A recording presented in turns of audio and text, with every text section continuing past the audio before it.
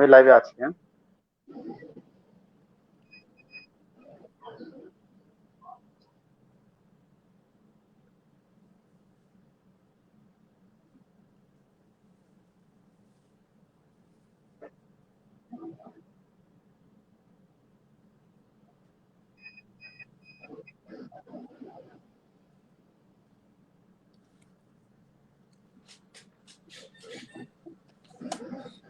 সুপ্রিয় দর্শক, আসসালামু আলাইকুম।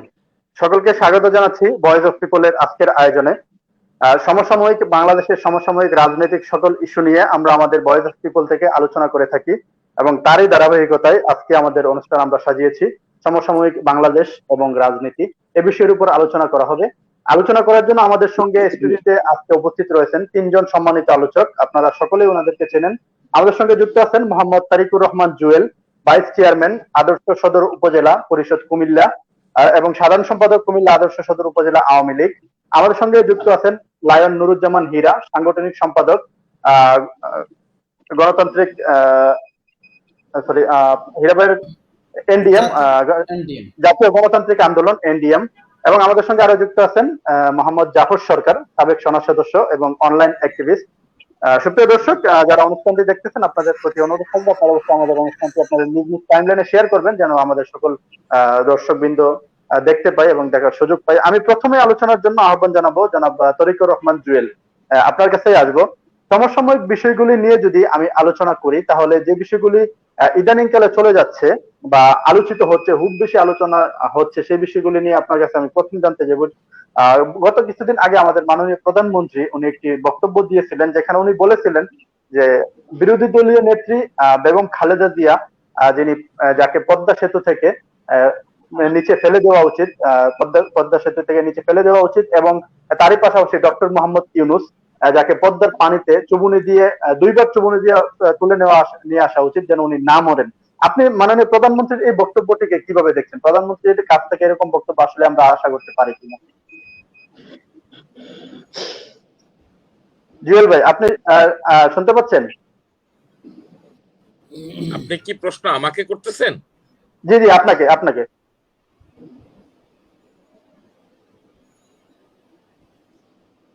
আমি আপনার কাছে প্রশ্ন রেখেছি। তরিকুর রহমান জুয়েল, আপনি শুনতে পাচ্ছেন?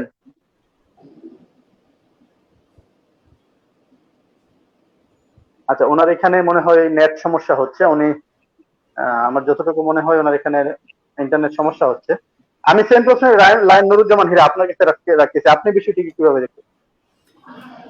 বিসমিল্লাহির রহমানির রহিম। ধন্যবাদ জানাচ্ছি এনামুল হক মনির ভাই, ধন্যবাদ জানাচ্ছি আমার দুজন সহ আলোচক, আমার অত্যন্ত কাছের বড় ভাই, আমার অত্যন্ত শ্রদ্ধাভাজন ভাই তরিকুর রহমান জুয়েল ভাই এবং উপস্থিত আছেন আমার জাফর সরকার ভাই। আপনাকে অভিনন্দন। আমার দল জাতীয়তাবাদী গণতান্ত্রিক আন্দোলন, আমার দলের মাননীয় চেয়ারম্যান জননেতা ববি হাজ্জাজের পক্ষ থেকে অভিনন্দন, শুভেচ্ছা এবং যারা দেখছেন আগামীতে যারা দেখবেন সবার জন্য শুভকামনা রইল। চমৎকার একটি প্রশ্ন করেছেন এনামুল হক ভাই। এই প্রশ্নটি নিয়ে আরো বিশদ আলোচনা আসলে বিভিন্ন টক শোতে আমরা করেছি। মাননীয় প্রধানমন্ত্রী নিশ্চিত যে কথাটি বলেছেন অত্যন্ত ক্ষোভ থেকে কথাটি হয়তো বলেছেন, এটি আসলে একবার অস্বাভাবিক কিছু না। কারণ এত বড় একটি প্রকল্প বাংলাদেশের জন্য আসলেই একটি চ্যালেঞ্জেবল এবং সেই চ্যালেঞ্জটি প্রধানমন্ত্রী গ্রহণ করেছেন, এজন্য ধন্যবাদ জানাই, অভিনন্দনও জানাই পাশাপাশি এ ধরনের একটি বড় প্রকল্প হাতে নেওয়ার জন্য। কিন্তু এই প্রকল্পটিতে কি হয়েছে বা কি হওয়া উচিত ছিল বা কি হয়নি সেটি ভিন্ন বিষয়, কিন্তু এত বড় একটি প্রকল্প হাতে নেওয়ার জন্য দুঃসাহসিকতার জন্য অভিনন্দন জানাই আমার দলের পক্ষ থেকে। পাশাপাশি একটু সমালোচনা করতে চাই, এই পদ্মা সেতুকে ঘিরে যে ধরনের বাণিজ্য হয়েছে, যে ধরনের দুর্নীতি হয়েছে, সে তার কারণে আমাদের আজকের সেই 10,000 বা 15,000 বা 20,000 কোটি টাকার সেই প্রকল্প গিয়ে দাঁড়িয়েছে 60,000 70,000 লক্ষ কোটি টাকার উপরে, যেটি আরো অনেক বেশি খরচ হবে সামনে, আরো এখনো কাজ শেষ হয়নি।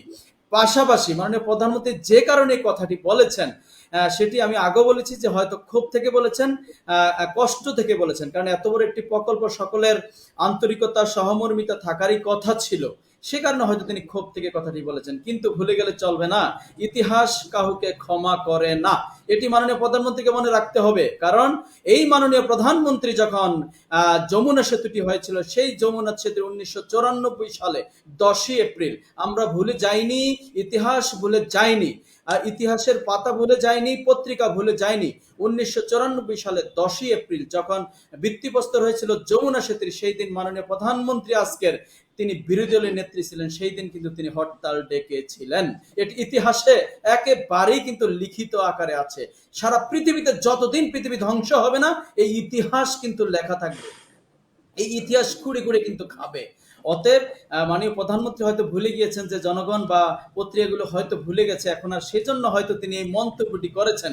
কিন্তু সেই দিনের কথা যদি মাননীয় প্রধানমন্ত্রী মনে থাকতো, হয়তো তিনি আর আজকে যে হরতাল ডেকেছে সেই দিন আমি হরতাল ডেকেছিলাম, আজকে যদি এই কথাটি বলি পরক্ষণে কি বলা উচিত, মানুষ কি বলবে, সেটি হয়তো তিনি হয়তো ভাবছেন যে অনেকেরই মনে নেই বা ওনার নিজেরও হয়তো মনে নেই। যা হোক, তারপরেও আমি অভিনন্দন জানাই আবারও আমার দলের পক্ষ থেকে এত বড় একটি প্রকল্প যে সাহসিকতার সহিত তিনি হাতে নিয়েছেন। তবে সেটি আরো ফলপ্রসূ হতো, দেশের সাস্টেনেবল জায়গায় আসতো যদি সেখানে দুর্নীতিকে রোধ করা যেত, সেখানে যে অপব্যয় হয়েছে সেটি যদি রোধ করা যেত। সবচেয়ে বড় কথা হচ্ছে আজকে যে প্রকল্পটি হাতে নিয়েছেন সেজন্য অভিনন্দন। তবে আরেকটু সমালোচনা আজকে করতে হয়, এই প্রকল্পটি যদি না করে মাননীয় প্রধানমন্ত্রী যদি কোনো কারণে এই প্রকল্পটি দিয়ে বাংলাদেশে আরো 3, 4, 5টি প্রকল্প কাজ সম্পূর্ণ করা যেত, একটু যদি দুঃসাহসিকতার পরিচয় দিতেন অথবা আজকে যারা এক্সপার্ট আছেন তাদের পরামর্শ নিতেন। যেমন ধরে নেন দৌলদিয়ার যে ঘাটটি রয়েছে, সেই দৌলদিয়ার ঘাটটি কিন্তু এর চেয়ে অনেক ছোট, অনেক কম খরচ হতো, দক্ষিণবঙ্গের সাথে কিন্তু একটি যোগাযোগ ঠিকই স্থাপন হতো, কিন্তু খুব বেশি সময় লাগতো না। তখন আরো দুটি কাজ হতো, সেখানে রাজবাড়িকে সম্পৃক্ত করতে পারতো, সেখানে ফরিদপুরকে, যদিও এখন ফরিদপুরের একটা অংশ এখানে সম্পৃক্ত হয়েছে, তো এই সেতুটি যদি দৌলদিয়াতে নিতে পারতো বা করার ইচ্ছে থাকতো বা করতো, এর খরচ 3/1 হতো বলে আমার বিশ্বাস। তাহলে এই গরিব দেশে বাংলাদেশ কিন্তু এখন খুব বেশি যে আমরা এগিয়ে গেছি আসলে তা না। আজকে কাগজে কলমে আমাদের জিডিপি অনেক বেড়ে গেছে, আমরা অনেক কিছু করেছি, কিন্তু অনেক অংশে পক্ষান্তরে আমরা কিন্তু অনেক ঋণের বোঝা মাথায় নিয়ে আছি। আজকে শ্রীলঙ্কার মাথায় এই যে বড় বড় প্রকল্পগুলো কিন্তু ঋণ নিয়ে করেছে, দেখেন সেই ঋণের ম্যাক্সিমাম অর্থ কিন্তু দুর্নীতিতে তারা নষ্ট করে ফেলছে। আর যে প্রকল্পগুলো বাকি টাকা দিয়ে করেছে সেই প্রকল্পগুলো থেকে ভালো আউটপুট আসে না, এজন্য আজকে ব্যর্থ হয়েছে শ্রীলঙ্কা। জানি না, আমরা কখনোই কাম্য করি না বা আলোচনায় আসলে চলে আসে না, চাইলেও এই বিষয়টি চলে আসে। আজকে শ্রীলঙ্কার মতো যে একটু আমাদের ইতিহাস থেকে শিক্ষা নিতে হবে, ইতিহাস আমাকে না হলে ইতিহাসের কাঠগড়ায় কিন্তু একদিন ঠিকই আমাকে দাঁড় করাতে হবে। আজকে দেখেন একটু ভুলের কারণে শ্রীলঙ্কাতে কিন্তু বিভিন্ন ব্যক্তিরা, তাদের এক্সপার্টরা, তাদের অর্থনীতিবিদরা, রাজনীতিবিদরা, বিরোধী মতের মানুষগুলো কিন্তু বিভিন্নভাবে তাদের সতর্ক করতো, কিন্তু হয়তো কর্ণপাঠ করতো না। কিন্তু আজকেও যদি দেখেন যারা কিন্তু ক্ষমতাচ্যুত হয়েছে বা প্রেসিডেন্ট এখনো আছে, আজকেও যদি তাকে প্রশ্ন করেন সে কিন্তু ক্ষমতা ছাড়বে না বা ছাড়েনি বা ব্যর্থতার দায় কিন্তু মানে স্বীকার করবে না আসলে। অথচ আজকে ক্ষমতা নিয়ে আজকে চলার পরে আগামী দিন কিভাবে চলবে সেই ব্যবস্থা একটি দেশের নেই, যেই দেশটি 2019 সালেও জিডিপি আমাদের চেয়ে প্রায় দ্বিগুণ ছিল। কল্পনা করা যায়? তো এনামুল ভাই, এই ইতিহাস থেকে বারবার একটি কথা আমি এজন্যই বলছি, ইতিহাস থেকে শিক্ষা নিতে হবে। বিরোধী মত থেকে যে কথাগুলো বলছে সেগুলোকে অন্য দৃষ্টিতে না দেখে, বিরোধী মত না ভেবে সেটাকে আমল নিয়ে যদি আমরা সতর্ক হয়ে দেশ পরিচালনা করি, আমার মনে হয় আমার বাংলাদেশ, আমার স্বপ্নের বাংলাদেশ, আগামী তরুণ প্রজন্মের বাংলাদেশ, আগামী সাস্টেনেবল ডেমোক্রেসির বাংলাদেশ একটি জায়গা তৈরি করে নিতে পারবো। আদারওয়াইজ ইতিহাস থেকে কিন্তু কেউই রেহাই পাবে না। সেই ইতিহাস আমরা আফগানিস্তানে দেখেছি, কিভাবে সেই মানুষ পালনের যে দৃশ্য, আশ্চর্য হয়ে যাবেন। মৃত্যু থেকে বাঁচার জন্য, মৃত্যু জেনেও প্লেনের চাকায় পর্যন্ত ধরে বাঁচার জন্য আকুতি, এই যে কি আকুতি, সে আকুতি যদি ইতিহাস থেকে শিক্ষা না নেই তাহলে কিন্তু ঠিকই আস্থা করে কিন্তু নিক্ষিপ্ত আমাদের হতে হবে। ধন্যবাদ এনামুল হক ভাই, যদি আবারও সুযোগ পাই ইনশাল্লাহ বলবো। ধন্যবাদ জনাব লায়ন নুরুজ্জামান হীরা। আমি অবশ্যই আপনার কাছে আবারও আসবো। আমি জনাব তরিকুর রহমান জুয়েল, আপনি শুনতে পাচ্ছেন? জুয়েল ভাই, আপনি আমার কথা শুনতে পাচ্ছেন এখন? জি, শুনতে পাচ্ছি। জি, আপনার কাছে সেম প্রশ্নটি রাখবো। আপনি লায়ন নুরুজ্জামান হীরার ওনার বক্তব্য শুনলেন, উনি যে বিষয়টি বললেন যে মাননীয় প্রধানমন্ত্রী হয়তোবা ক্ষোভ থেকে উনি যে বক্তব্যটি বলেছেন সাবেক প্রধানমন্ত্রী বেগম খালেদা জিয়া এবং ডক্টর মোহাম্মদ ইউনূসকে নিয়ে, আপনি বিষয়টিকে কিভাবে দেখতেছেন? নুরুজ্জামান হীরা এই বিষয়টি বললেন যে যমুনা সেতুর সময় আওয়ামী লীগ সরকারকে দেখা গেছে হরতাল দিতে বা যমুনা সেতুর যখন যেদিন ভিত্তিপ্রস্তর স্থাপন করা হবে সেদিন বিভিন্ন রকমের বাধা সৃষ্টি করতে। আপনি বিষয়টি নিয়ে কিভাবে বলবেন? ধন্যবাদ। নুরুজ্জামান হীরার সাথে আমি অনেক টকশোতে একসাথে হয়েছি। নুরুজ্জামান হীরা আসলে কল্পনা প্রসূত অনেক কথা বলে থাকেন। আমরা যখন হরতাল করেছিলাম যমুনা সেতুর সময়, এটা যমুনা সেতুর জন্য হরতাল করা হয় নাই, সরকারের সন্ত্রাস দুর্নীতির বিরুদ্ধে হরতাল করা হয়েছে। ওই দিন হয়তো যমুনা সেতু উদ্বোধনের কথা ছিল। This is another thing. So Padma সেতুতে দুর্নীতি হয়েছে, বারবার বলেন। ডক্টর ইউনূস বলছে পদ্মা সেতুতে দুর্নীতি হয়েছে, ওয়ার্ল্ড ব্যাংক বলছে পদ্মা সেতুতে দুর্নীতি হয়েছে। নুরুজ্জামান হীরা কিন্তু বলতে পারেন নাই কোন জায়গায় দুর্নীতি হয়েছে। উনি বলছেন 70,000 কোটি টাকা। পদ্মা সেতুর বাজেট বরাদ্দ 70,000 কোটি টাকা না, পদ্মা সেতুর বরাদ্দ অনেক কম। খরচ হয়েছে এখন মানে খরচ আমি আপনাকে বলতেছি খরচ হয়েছে। আপনারা পদ্মা সেতুতে রেল লাইন যুক্ত হয়েছে, আপনাদের তো মানে গা জ্বলে যাচ্ছে। উন্নত হচ্ছে দেশ, গা জ্বলে যাচ্ছে, এটা অবশ্য ভালো, গাত্রদাহ হওয়াটা ভালো। আর কার থেকে বুদ্ধি নিবে? বুদ্ধিটা কার থেকে নিবে? সাস্টেনেবল ডেভেলপমেন্ট হয়েছে, সাস্টেনেবল ডেমোক্রেসির কথা চিন্তা করতেছেন। সাস্টেনেবল ডেমোক্রেসি আমরা এর সাথে হঠাৎই করে ফেলছি। Our country is now Democratic country, Republic of Bangladesh. আমার আশ্চর্য লাগে যে স্বাধীন দেশে বসে আপনি আফগানিস্তানের সাথে বাংলাদেশের তুলনা করেন।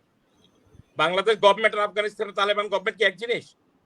আফগানিস্তান আমেরিকার সহায়তা এতদিন ছিল, আমেরিকা ছাইরা দিছে, তালেবানরা লাইতে বের করে দিছে। বাংলাদেশ এক জায়গায়। আমি জানি না আপনাদের রাজনীতির ডেপথ কোথায় আছে। আর আসলে এই সকল আলোচনা করতে গেলে একটু কষ্টও লাগে, মনে যা চায় তাই বলে ফেলি। আমার বলার মধ্যেও আমার মুখ আছে, অনেক কথাই বলতে পারবো। আজকে যে কথা বাংলাদেশের প্রধানমন্ত্রী বলতে পারে এটা আমি বলতে পারবো, কিন্তু আমার মুখে এটা শোভা পাবে না। সো আমাকে আমার জায়গা থেকেই কথা বলতে হবে, আমাকে আমার জায়গা থেকে কথা বলতে হবে। পদ্মা সেতুতে দুর্নীতি হয়েছে, এটা তো প্রথম থেকে আমরা দেখতেছি। ডক্টর ইউনূস সাহেব কইছে দুর্নীতি হয়েছে, ওয়ার্ল্ড ব্যাংক বলছে, বাংলাদেশ গভর্নমেন্ট তাদের নিজের টাকায় নিজের অর্থে পদ্মা সেতু করছে। গভর্নমেন্ট পদ্মা সেতু করার পর আজকে আপনাকে কইলেন এটা দৌল দিয়ে দেওয়া হলো না কেন? চমৎকার কথা এটা। পদ্মা সেতু যেখান দিয়া হওয়ার কথা, এখানে ড্রয়িং হয়েছে, এটা এখানে নদী শাসন হয়েছে, এটা নিয়ে আলোচনা হয়েছে, পর্যালোচনা হয়েছে, সবকিছু করার পরে যেখান দিয়ে হওয়ার ওখান দিয়ে হয়েছে, এবং এইটাই হওয়ার জায়গা। প্রয়োজনে আরেকটা সেতু হবে। তারপরে আপনারা শ্রীলঙ্কার কথা বলতেছেন, শ্রীলঙ্কা ডেভেলপমেন্টটা করেছে তাদের ট্যুরিজমের জন্য। করোনা ভাইরাসের কারণে ট্যুরিজম বন্ধ ছিল 2 বছর, শ্রীলঙ্কা ধস পড়ছে। আমাদের পদ্মা সেতু থেকে টুল আসবে, ধস পড়ার কোনো কারণ নাই। এটা নিয়ে আপনাদের এত চিন্তা না করে বাংলাদেশের জন্য আপনারা চিন্তা করেন, নিজেরা ভালো থাকেন, নিজে ডেভেলপমেন্ট করেন। আপনি যদি ডেভেলপমেন্ট হন, দেশ উন্নত হবে। আপনি যদি সৎ হয়ে যান, দেশ সৎ হয়ে যাবে। নিজেকে ডেভেলপমেন্ট করেন। আসলে আমাকে বুঝতে হবে যে আমি কোথায় অবস্থান করতেছি, আর কাকে নিয়ে সমালোচনা করতেছি, কোন পর্যায়ে সমালোচনা করতেছি। আমার সমালোচনারও একটা আসলে থাকা উচিত। যাই হোক, আমি এই বিষয়ে আর বেশি কিছু বলবো না। প্রধানমন্ত্রীর যেই কথাটা নিয়ে আমি এর আগেও আরেকটা টকশোতে এই সেম বিষয়টা নিয়ে আমি কথা বলেছি।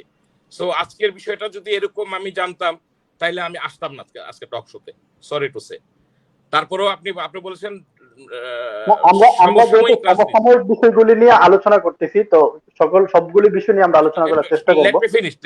Let me finish Anamul Haque মনির ভাই, আমি একটু শেষ করতেছি, এটা আমি আলোচনা করে শেষ করতেছি। কারণ হলো এইটা আপনারা যে বিষয়টাকে, আপনি সম্ভবত সংযুক্ত আরব আমিরাতে অবস্থান করতেছেন। জি, আই এম কারেক্ট? রাইট। বাংলাদেশে আপনার প্রধানমন্ত্রী বিরোধী, আপনার সাবেক প্রধানমন্ত্রীকে নিয়ে কি কইছে, ডক্টর ইউনূসকে নিয়ে কি কইছে, এটা কোনো পত্রপত্রিকাতেও নাই। এটা হয়তো উনি কথার ছলে বলছে। কথায় অনেক কথাই বলতে পারে, অনেক কথাই হয়। লায়ন আপনি বললেন, আপনি পরে বললেন।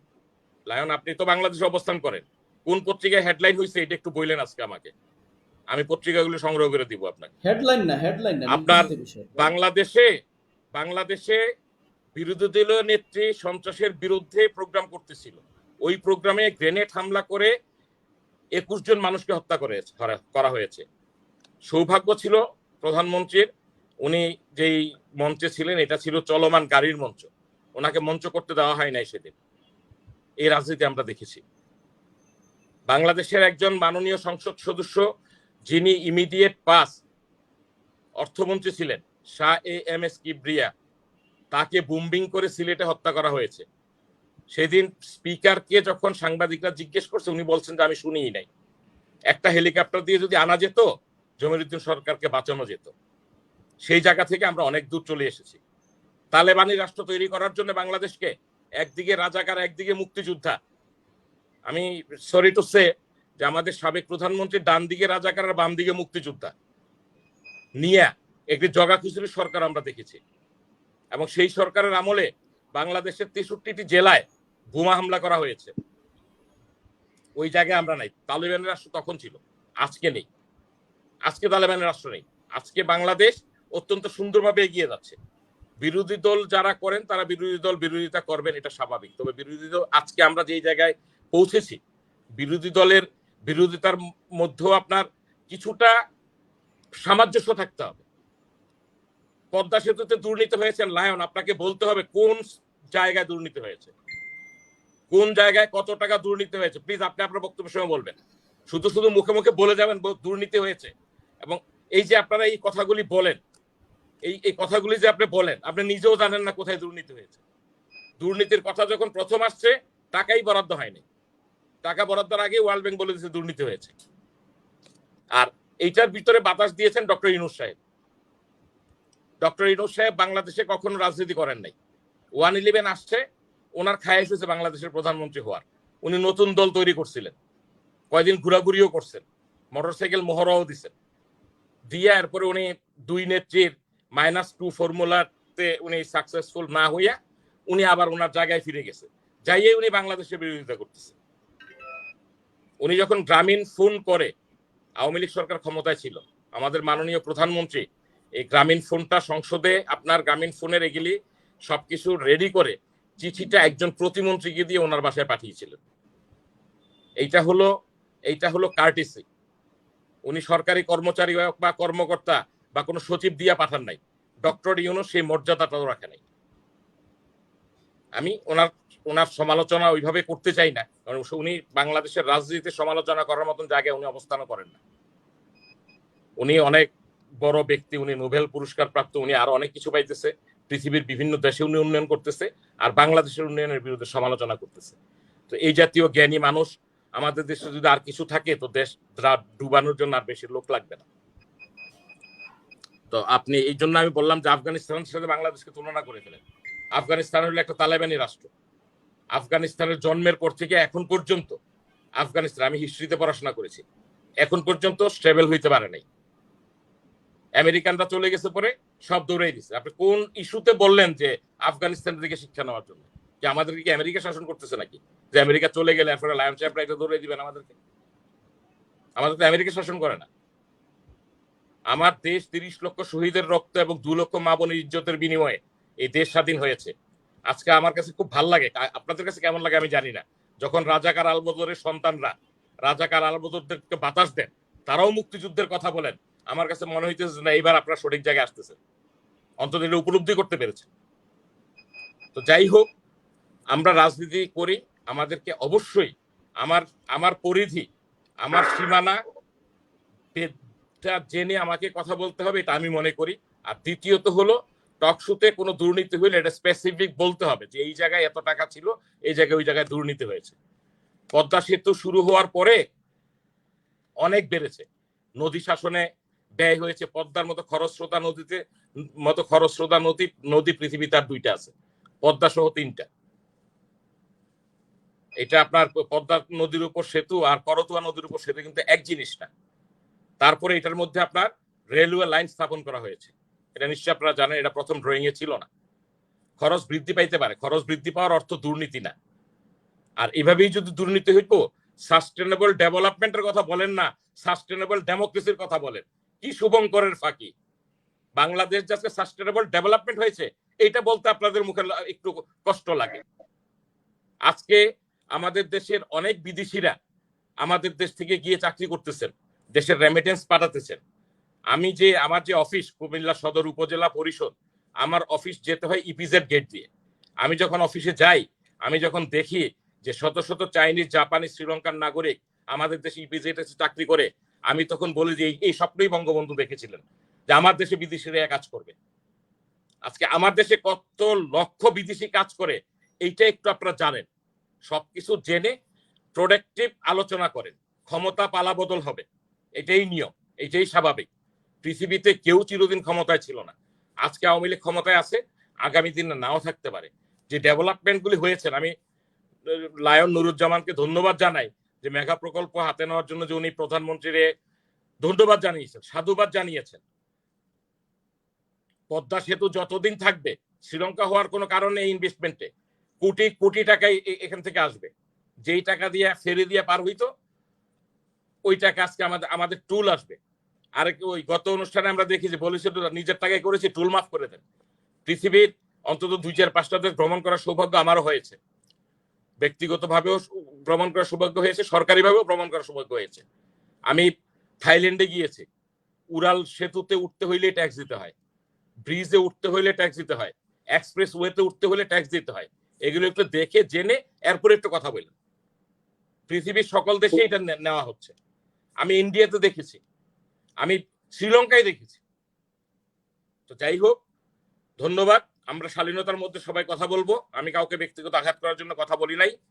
ধন্যবাদ, ইনশাল্লাহ পরে সুযোগ পেলে আবার বলবো। আসসালামু আলাইকুম। ধন্যবাদ জনাব তরিকুর রহমান জুয়েল আপনার গুরুত্বপূর্ণ বক্তব্যের জন্য। আমি অবশ্যই আপনার কাছে আসবো এবং আপনি যে প্রশ্ন রেখেছেন লায়ন নুরুজ্জামান হীরার কাছে, ওনার প্রশ্নের জবাব নেব। তবে তার আগে আমি জনাব জাফর সরকার আপনার কাছে আসতেছি। আপনার কাছে যে বিষয়টি জানতে চাইবো, যে টপিকটা আমি প্রথমেই নিয়ে এসেছি, আমাদের মাননীয় প্রধানমন্ত্রী যে বক্তব্য তুলে ধরেছেন, আপনার কাছে যে বিষয়টি জানতে চাইবো, যে আমরাও দেখেছি যখন পদ্মা সেতুর কার্যক্রম শুরু হয়েছিল, তখন বিএনপির সকল নেতাকর্মীরাই বলেছেন যে পদ্মা সেতু হবে না এই সরকারের আমলে, বা বেগম খালেদা জিয়া উনিও বলেছেন যে জোড়াতালি দিয়ে পদ্মা সেতু বানাচ্ছে, পদ্মা সেতুতে ওঠা যাবে না, সেতু ভেঙে যাবে, বা এসে অনেক কিছু বলেছেন। এই বিষয়টি নিয়ে আপনি আসলে কি বলবেন? বিরোধী দল বিরোধিতা করবে, বাট সরকার যে উন্নয়ন প্রকল্প করতেছে সেখানে কি বিরোধিতা করা প্রয়োজন, নাকি সেখানেও যেটি পজিটিভ দিক সেটাই বলা উচিত? আপনি কি বলবেন? বিসমিল্লাহির রহমানির রহিম। ধন্যবাদ ভয়েস অফ পিপুল চ্যানেল এর আয়োজিত আজকের ভার্চুয়াল টক শো অনুষ্ঠানে সম্মানিত অতিথিবৃন্দ এবং যারা দেশ বিদেশে আজকের এই অনুষ্ঠানগুলো দেখছেন, সবাইকে আন্তরিক ধন্যবাদ জানাচ্ছি এবং সবাইকে অনুরোধ থাকবে আজকের এই লাইভটা আপনারা সকলেই শেয়ার করবেন দেশ এবং জনগণের স্বার্থে। তো আমাকে যে প্রথম যে কোশ্চেনটা করা হয়েছে, যে বর্তমান প্রধানমন্ত্রী, যে আমাদের সাবেক প্রধানমন্ত্রীর সম্বন্ধে যে একটা অস্বাভাবিক যে কথাটা বলেছেন, এটা কতটুকু যুক্তিসম্মত। প্রথমেই আসি যমুনা আমাদের পদ্মা যে সেতু সম্বন্ধে। তো আপনারা জানেন যখন এই সেতুটা বাস্তবায়ন মানে আপনারা যখন ম্যাপ করা হয়, যখন এই ব্রিজটা পরিকল্পনা করা হয়, কত টাকা বাজেট ছিল তখন ছিল 7 থেকে 8 হাজার টাকা বা 9 হাজার কোটি টাকার মধ্যেই সেতুটা বাজেট ছিল। খালেদা জিয়া যখন এই মন্তব্যটা করেছিলেন, কত সালে করেছিলেন আপনি এটা একবার মনে করতে হবে। কত সালে খালেদা জিয়া মন্তব্যটা করেছিলেন এবং কেন করেছিলেন? কারণ ওই মুহূর্তে যে অর্থের বাজেটটা ছিল 8 থেকে 9 হাজার কোটি টাকা, ওই 9 হাজার কোটি টাকা দিয়ে এই ব্রিজ তো মানে জোড়াতালি তো হবে কিনা, মানে কয়েকটা ফিট মানে হালকা কিছু হবে না। তো এই 9 হাজার কোটি টাকা বা 10 হাজার কোটি টাকার ভিতরে যদি এই পদ্মা সেতু যদি সম্পূর্ণ করা হতো, তাহলে অবশ্যই খালেদা জিয়ার কথাটা যুক্তিসম্মত এবং পরিপূর্ণ, উনি সত্য কথাটাই বলেছেন। কিন্তু এখানে দেখতে হবে যে খালেদা জিয়া কথাটা যে বলেছে এই কোটি টাকার ভিতরে এই ব্রিজটা সম্পূর্ণ হবে না, হলে 2 নাম্বারই হবে বা হালকা হবে, মানুষ যাতায়াত বা গাড়ি যাতায়াতের জন্য অনুপযোগী হবে, এটা সম্পূর্ণ যাতায়াত মানে উপযুক্ত ভাবে গাড়িটা চলতে পারবে না 8 হাজার বা 9 হাজার কোটি টাকা দিয়ে। কিন্তু এখানে দেখতে হবে বর্তমানে এই বাজেটের চাইতে আরো কিন্তু 4 গুণ 4.5 গুণ বাজেট কিন্তু করা হয়েছে। 40 হাজার কোটি টাকার উপরে কিন্তু এই বাজেট করা হয়েছে। তা আমি একটা কথা মনে করি যে বাংলাদেশ পদ্মা সেতু সারা বিশ্বের মধ্যে একটা ভয়ানক সেতু না। আপনি যদি আটলান্টিক মহাসাগরের মাঝখান দিয়ে যদি আপনি অর্থ ব্যয় করেন, তাহলে এক প্রান্ত থেকে আরেক প্রান্তে আপনি টাকার বিনিময়ে কিন্তু আপনি যে কোনো কাজ সমাপ্ত করতে পারবেন। টাকা হচ্ছে সবকিছু। তো খালেদা জিয়ার কথাটাকে অমান্য বা অসম্মান করা, আমি মনে করি যারা এগুলো অসম্মান করে তারা মনে যুক্তিযুক্ত, তারা জানে না। তো 40 হাজার কোটি টাকা যখন খরচ করা হয়েছে, তাহলে তো এটা ভালো কাজ হবেই আমি মনে করি। টাকার বিনিময়ে করা হয়েছে। 8 হাজার কোটি টাকার বাজেটের পদ্মা সেতু এটা করা হয় নাই। আজকে যদি 8 হাজার 9 হাজার কোটি টাকার বাজেট করে আজকে দেখাতো যে গাড়ি চলতেছে, ট্রেন চলতে, তাহলে বুঝতে পারতাম না তাহলে এখানে বিএনপি দুর্নীতি করতো বা বিএনপির স্বার্থ ছিল। তাহলে আজকে ওই টাকার ভিতরে আপনারা করতে পারলেন না। আরো 30 হাজার 32 হাজার 33 হাজার কোটি টাকা বলে তারপর কাজটা করেছেন। তাহলে এখানে গর্ব করার কিছু নাই।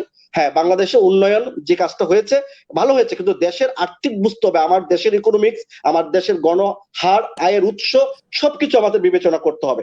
আজকে বেগম আমাদের যে প্রধানমন্ত্রী যে কথাগুলো বলেছেন, খালেদা জিয়াকে টুপস করে আপনার পদ্মা সেতুর উপর থেকে ফেলে দেওয়া, তার মানে তাকে পরিকল্পনা হত্যা মানে ডাইরেক্ট ডিক্লারেশন দিয়েছেন হত্যা করা।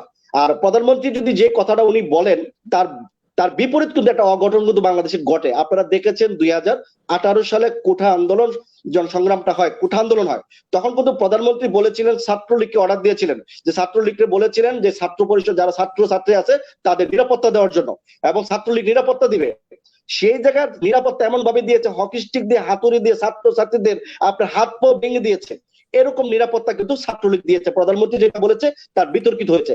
এখন না করে খালেদা জিয়ার ঘর বাড়ি ভেঙে যদি তাকে যদি সত্যি সত্যি ফেলে দেওয়া, এটার জন্য কে দায় দিবে? অবশ্যই প্রধানমন্ত্রী দায়িত্ব নিতে হবে, কারণ উনি এটা মৃত্যুর মতো উনি ভয়ানক করছে। এটা কিন্তু ঠাট্টা ইয়ার্কি করে বলে না, ডাইরেক্ট সংবাদ সম্মেলন করে আরো অনেক কিছু লাগিয়ে কিন্তু কথাগুলো বলেছে। তো আমি মনে করি এটা গর্ব করার কিছু না। 8,000 কোটি টাকার বিনিময়ে আপনি 42,000 কোটি টাকা খরচ করে পদ্মা সেতু সম্পূর্ণ করা, এটা গর্বের কিছু না। হ্যাঁ, দেশের জন্য উপকার হয়েছে।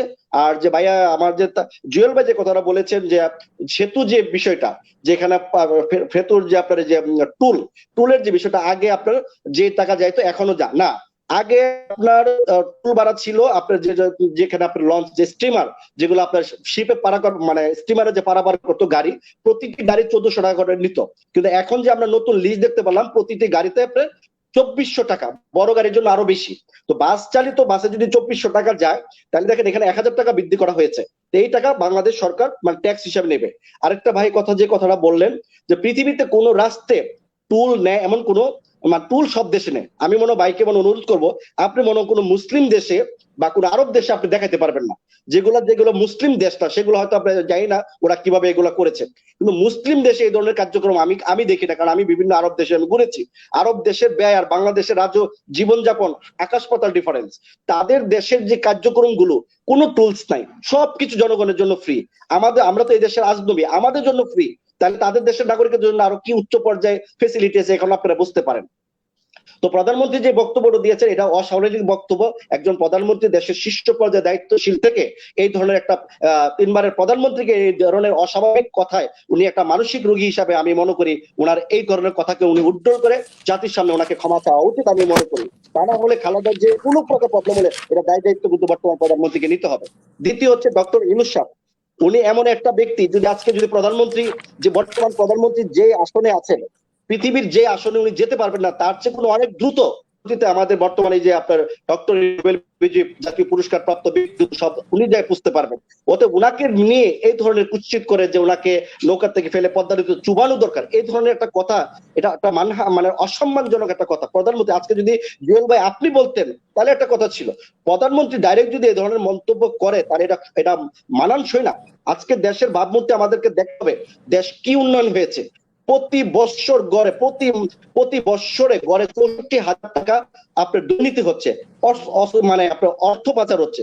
এই যে আপনি দেখেন 2016 সাল থেকে 2020 সাল পর্যন্ত, এই পর্যন্ত প্রায় আপনার 5 বছরে 3,20,000 কোটি টাকা দেশ থেকে অর্থ পাচার হয়েছে।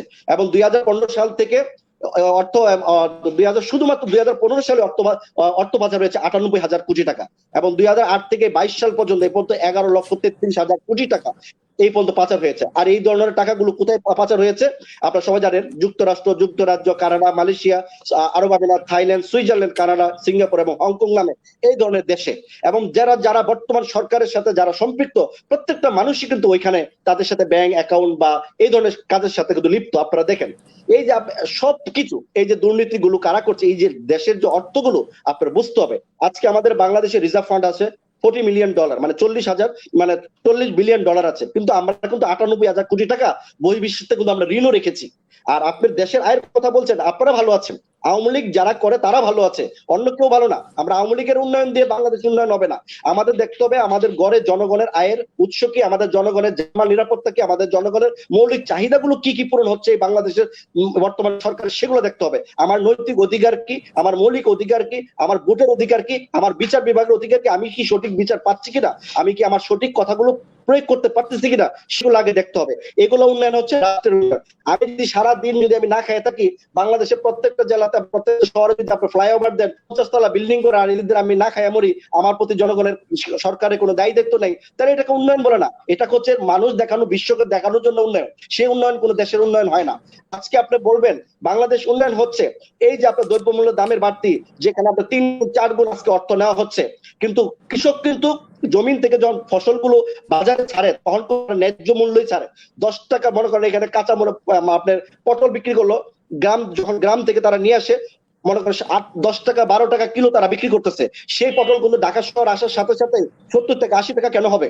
কারণ তারা জানে ওই যারা সিন্ডিকেট পাইকারি হোলসেল মার্কেট বিক্রি করতেছে, পাইকারি যারা সবজির সাথে জড়িত, তাদের কাছ থেকে শত শত কোটি টাকা সরকার এক্সট্রা নিয়ে নিচ্ছে।